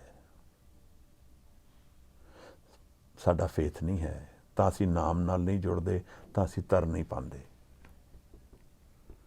ਪਰ ਜਦੋਂ ਨਾਮ ਨਾਲ ਜੁੜ ਜਾਂਦੇ ਹਾਂ, ਫਿਰ ਇਸ ਨਦੀ ਤੋਂ ਪਾਰ ਤਰ ਜਾਂਦੇ ਹਾਂ। ਪਾਰ ਤਰਨ ਦਾ ਮਤਲਬ ਫਿਰ ਅਸੀਂ ਸਰੀਰ ਦੇ ਮੁੱਕਣ ਨਾਲ ਅਸੀਂ ਨਹੀਂ ਮੁਕਾਂਗੇ ਫਿਰ। ਔਰ ਇੱਕ ਇਹੋ ਜਿਹਾ ਪੜਾਅ ਮਿਲ ਜਾਏਗਾ ਜਿੱਥੇ ਸਦਾ ਲਈ ਹੈ। ਨਾਨਕ ਭਗਤਾਂ ਸਦਾ ਵਿਗਾਸ, ਸਦਾ ਖੁਸ਼ੀ ਹੈ। ਇਹ ਗੁਰੂ ਨਾਨਕ ਸਾਹਿਬ ਦੇ ਆਪਣੇ ਬਚਨ ਹਨ। ਜਿਉਂ ਜਲ ਮੇਂ ਜਲਾਏ ਖਟਾਨਾ, ਤਿਉਂ ਜੋਤੀ ਸੰਗ ਜੋਤ ਸਮਾਨਾ। ਮਿਟ ਗਏ ਗਮਨ ਪਾਏ ਵਿਸਰਾਮ। ਵਿਸਰਾਮ ਵੀ ਇੱਥੇ ਹੈ, ਰੈਸਟ ਵੀ ਇੱਥੇ ਹੈ। ਜਿੱਥੇ ਨਾਮ ਹੈ ਉੱਥੇ ਮਨ ਰੈਸਟ ਕਰਦਾ ਹੈ। ਮਿਟ ਗਏ ਗਮਨ ਪਾਏ ਵਿਸਰਾਮ। ਨਿਰੰਕਾਰ ਦੇ ਜੀਵਨ ਨੂੰ ਜਾਣ ਲਿਆ, ਜਿਸ ਨੂੰ ਦੁਨੀਆ ਗੋਡ ਕਹਿੰਦੀ ਹੈ। ਰਿਅਲਾਈਜ਼ੇਸ਼ਨ, ਅੱਜ ਕੱਲ੍ਹ ਵੈਸਟ ਵਿੱਚ ਸੈਲਫ ਰਿਅਲਾਈਜ਼ੇਸ਼ਨ, ਸੈਲਫ ਐਕਚੁਅਲਾਈਜ਼ੇਸ਼ਨ, ਇਹੋ ਜਿਹੇ ਸ਼ਬਦ ਘੁੰਮਦੇ ਹਨ। ਪਰ ਮਨ ਦੀ ਇਸ ਅਵਸਥਾ ਦੀ ਗੱਲ ਸ਼ਾਇਦ ਹੀ ਕੋਈ ਸਮਝਾਉਂਦਾ ਹੈ, ਜਿਵੇਂ ਗੁਰੂ ਨਾਨਕ ਸਾਹਿਬ ਸਾਨੂੰ ਸਮਝਾ ਰਹੇ ਹਨ। ਤ੍ਰੈ ਗੁਣ ਮੇਟੇ ਖਾਈਏ ਸਾਰ। ਇਹ ਜਿਹੜੀ ਡਿਫਿਕਲਟ ਲੱਗਦੀ ਹੈ ਚੀਜ਼, ਇਹ ਤਿੰਨਾਂ ਗੁਣਾਂ ਨੂੰ ਤਿਆਗਣ ਨਾਲ ਸਾਰ ਚਬਾਇਆ ਜਾਂਦਾ। ਇਹ ਲੋਹਾ ਵੀ ਚਬਾਇਆ ਜਾਂਦਾ ਹੈ, ਡਿਫਿਕਲਟ ਵੀ ਆਸਾਨ ਹੋ ਜਾਂਦਾ ਹੈ। ਇੰਪੋਸੀਬਲ ਲੱਗਦਾ ਸਾਨੂੰ ਤਾਂ ਅਸੀਂ ਕੈਟੇਗਰੀ ਪਾ ਦਿੱਤੀ ਹੈ, ਇਹ ਸੰਤ ਲੋਕ ਨੇ ਜਿਨ੍ਹਾਂ ਨੂੰ ਇਹ ਗਿਆਨ ਹੈ। ਪਰ ਸਾਹਿਬ ਕਹਿੰਦੇ ਨੇ ਕਿ ਗੁਰਮੁਖ ਹੈ, ਜਿਹੜਾ ਸ਼ਬਦ ਦੇ ਵਿੱਚ ਲੀਨ ਹੈ, ਜਿਹੜਾ ਮਨ ਨਾਮ ਦੇ ਵਿੱਚ ਆਧਾਰਿਤ ਹੈ, ਉਹਨਾਂ ਕੋਲ ਸਭ ਪੋਸੀਬਿਲਿਟੀਜ਼ ਹਨ। ਅਸੀਂ ਇੱਕ ਇਹੋ ਜਿਹੇ ਜੀਵਨ ਦੀ ਗੱਲ ਕਰਦੇ ਹਾਂ ਜਿਹੜਾ ਇਸ ਫਿਜ਼ੀਕਲ ਵਰਲਡ ਦੇ ਵਿੱਚੋਂ ਨਿਕਲਦਾ ਹੈ, ਪਰ ਉਹ ਫਿਜ਼ੀਕਲ ਵਰਲਡ 'ਤੇ ਡਿਪੈਂਡੈਂਟ ਨਹੀਂ ਹੈ। ਉਹ ਸਪਿਰਿਚੁਅਲ ਜੀਵਨ ਹੈ, ਉਹ ਸਪਿਰਿਟ 'ਤੇ ਆਧਾਰਿਤ ਹੈ। ਨਾਨਕ ਤਾਰੇ ਤਾਰਨਹਾਰ। ਨਿਰੰਕਾਰ ਗੁਰੂ ਰੱਬ ਉਹ ਤਾਰਦਾ ਹੈ ਸਾਨੂੰ। ਉਹਦੀ ਦਇਆ ਹੈ, ਉਹਦਾ ਪ੍ਰੇਮ ਹੈ। ਜਿਸ ਚੀਜ਼ ਨੂੰ ਅਸੀਂ ਉਡੀਕਦੇ ਹਾਂ, ਲੱਗਦਾ ਐਵੇਂ ਹੈ ਜਿਵੇਂ ਉਹ ਵੀ ਉਡੀਕਦਾ ਹੈ। ਜਿਵੇਂ ਕੋਈ ਸਟਰਗਲ ਕਰਦਾ ਹੋਏ, ਪਰ ਉਸ ਨੂੰ ਤੈਰਨਾ ਨਾ ਆਉਂਦਾ ਹੋਏ, ਪਰ ਜੇ ਉਹਨੂੰ ਸਿਖਾਇਆ ਜਾਏ ਤਾਂ ਬੜਾ ਸੌਖਾ ਲੱਗਦਾ ਹੈ। ਇਵੇਂ ਸ਼ਬਦ ਸਾਡੀ ਵਿਧੀ ਹੈ ਤੈਰਨ ਦੀ, ਇਸ ਦੁਨੀਆ ਦੇ ਪਾਰ ਜਾਣ ਦੀ। ਸ਼ਬਦ ਸੁਰਤ ਭਵ ਸਾਗਰ ਤਰੀਏ। ਕਿਆ ਬਾਤ ਹੈ। ਮੈਂ ਆਪਣੀ ਈਗੋ ਨੂੰ ਹਟਾ ਦਿਆਂ, ਸ਼ਬਦ ਔਰ ਸੁਰਤ ਜੁੜ ਜਾਏ ਤਾਂ ਅਸੀਂ ਪਾਰ ਤਰ ਜਾਵਾਂਗੇ ਇਸ ਦੁਨੀਆ ਤੋਂ। ਸ਼ਬਦ ਸੁਰਤ ਭਵ ਸਾਗਰ ਤਰੀਏ। ਤ੍ਰੈਗੁਣ ਵੀ ਅਤੀਤ ਹੋ ਜਾਣਗੇ। ਫਿਰ ਮਨ ਦੀ ਉਸ ਅਵਸਥਾ ਨੂੰ ਜਾਣ ਲਵਾਂਗੇ ਜਿਹੜਾ ਚੌਥਾ ਪਦ ਗੁਰੂ ਗ੍ਰੰਥ ਸਾਹਿਬ ਕਹਿੰਦੇ ਹਨ। ਇੱਕ ਇਹੋ ਜਿਹੀ ਅਵਸਥਾ ਜਿਹੜੀ ਅੰਡਰਲਾਈਂਗ ਅਵਸਥਾ ਹੈ, ਜਿਹਦੇ ਤੋਂ ਇਹ ਤਿੰਨੋਂ ਗੁਣ ਉਜਾਗਰ ਹੋ ਰਹੇ ਹਨ, ਕਿਉਂਕਿ ਉਹ ਐਨਰਜੀ ਸੈਂਟਰ ਹੈ ਸਾਰੇ ਸਿਸਟਮ ਦਾ, ਸਾਰੀ ਕ੍ਰੀਏਸ਼ਨ ਦਾ ਸੈਂਟਰ ਉਸ ਚੌਥੇ ਪਦ ਵਿੱਚ ਹੈ। ਨਿਰੰਕਾਰ ਹੀ ਤੇ ਹੈ ਜਿਹੜਾ ਸੱਤ ਹੈ ਦੁਨੀਆ ਦਾ, ਬਾਕੀ ਤੇ ਸਭ ਕੁਝ ਓਜਲ ਹੈ, ਐਵਰ ਚੇਂਜਿੰਗ ਹੈ, ਵਿਦਿਨ ਟਾਈਮ ਹੈ। ਇੱਕ ਵਾਰ ਇਸ ਪਦ ਨੂੰ ਫਿਰ ਥੋੜਾ ਪੜ੍ਹ ਲਈਏ, ਫਿਰ ਵਿਚਾਰ ਮੁਕਾਉਂਦੇ ਹਾਂ ਉੱਥੇ। ਸਤਿਗੁਰ ਕੇ ਜਨਮੇ ਗਵਨ ਮਿਟਾਇਆ। ਸਤਿਗੁਰੂ ਦੇ ਜਨਮ ਨਾਲ ਜਨਮ ਲੈ ਲਿਆ, ਨਵਾਂ ਜਨਮ ਲੈ ਲਿਆ, ਤਾਂ ਮੇਰਾ ਭ੍ਰਮਣ ਮੁੱਕ ਗਿਆ, ਸਟੈਬਿਲਿਟੀ ਔਰ ਸਿਕਿਉਰਿਟੀ ਵੱਲ ਪਹੁੰਚ ਗਿਆ। ਅਨਹਦ ਰਾਤੇ ਇਹ ਮਨ ਲਾਇਆ। ਇਸ ਮਨ ਨੂੰ ਉਸ ਚੀਜ਼ ਨਾਲ ਜੋੜਿਆ ਜਿਹੜਾ ਕਦੇ ਹੱਤਿਆ ਨਹੀਂ ਜਿਹਦੀ ਹੋ ਸਕਦੀ, ਜਿਹੜਾ ਸਮੇਂ ਦੇ ਅੰਦਰ ਨਹੀਂ ਹੈ। ਉਹ ਕਿਵੇਂ ਹੈ? ਆਸਾ ਮਨਸਾ ਸ਼ਬਦ ਜਲਾਈ। ਸ਼ਬਦ ਦੇ ਨਾਲ ਸਾਂਝ ਪਾ ਕੇ ਮੈਂ ਇਸ ਦੁਨੀਆ ਦੀ ਐਕਸਪੈਕਟੇਸ਼ਨ ਨੂੰ ਮੁਕਾਤਾ, ਕਿਉਂਕਿ ਜੋ ਮੈਨੂੰ ਚਾਹੀਦਾ ਸੀ ਉਹ ਮੈਨੂੰ ਸ਼ਬਦ ਦੇ ਰਾਹੀਂ ਮਿਲ ਗਿਆ। ਗੁਰਮੁਖ ਜੋਤ ਨਿਰੰਤਰ ਪਾਈ। ਔਰ ਗੁਰੂ ਦੇ ਮੁਖ ਤੋਂ ਨਿਕਲੀ ਬਾਣੀ ਤੋਂ, ਗੁਰੂ ਦੇ ਸ਼ਬਦ ਤੋਂ ਮੈਂ ਨਿਰੰਤਰ ਜੋਤ ਨੂੰ ਪਾ ਲਿਆ, ਜਿਹੜੀ ਸਦਾ ਲਈ ਹਾਜ਼ਰ ਹੈ, ਜਿਸ ਨੂੰ ਅਸੀਂ ਗੋਡ ਕਹਿੰਦੇ ਹਾਂ ਜਾਂ ਰੱਬ ਕਹਿੰਦੇ ਹਾਂ।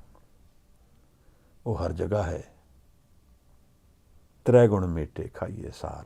ਤਿੰਨਾਂ ਗੁਣਾਂ ਨੂੰ ਮਿਟਾ ਦਿੱਤਾ। ਹੁਣ ਮੈਂ ਇੱਦਾਂ ਤੇ ਡਿਪੈਂਡੈਂਟ ਨਹੀਂ ਹਾਂ। ਨਾਨਕ ਤਾਰੇ ਤਾਰਨਹਾਰ। ਉਹ ਤਾਰਨ ਵਾਲਾ ਸਾਨੂੰ ਸਭ ਨੂੰ ਤਾਰਨ ਨੂੰ ਉਡੀਕਦਾ ਹੈ। ਇਹਨਾਂ ਵਿਚਾਰਾਂ ਨਾਲ ਅੱਜ ਦੀ ਵਿਚਾਰ ਪ੍ਰਵਾਨ ਕਰਨੀ। ਮਹਾਰਾਜ, ਮੇਰੀਆਂ ਭੁੱਲਾਂ ਹੋਈਆਂ ਮਾਫੀ ਦੇਣਾ। ਜੇ ਆਪ ਕੁਛ ਮੇਰੇ ਵਿਚਾਰਾਂ ਤੇ ਸੁਧਾਰ ਕਰ ਸਕਦੇ ਹੋ ਜ਼ਰੂਰ ਕਰਨਾ। ਕੋਈ ਪ੍ਰਸ਼ਨ ਉੱਠਦੇ ਹਨ, ਆਓ ਸਾਂਝੇ ਕਰੀਏ। ਵਾਹਿਗੁਰੂ ਜੀ ਕਾ ਖਾਲਸਾ, ਵਾਹਿਗੁਰੂ ਜੀ ਕੀ ਫਤਿਹ।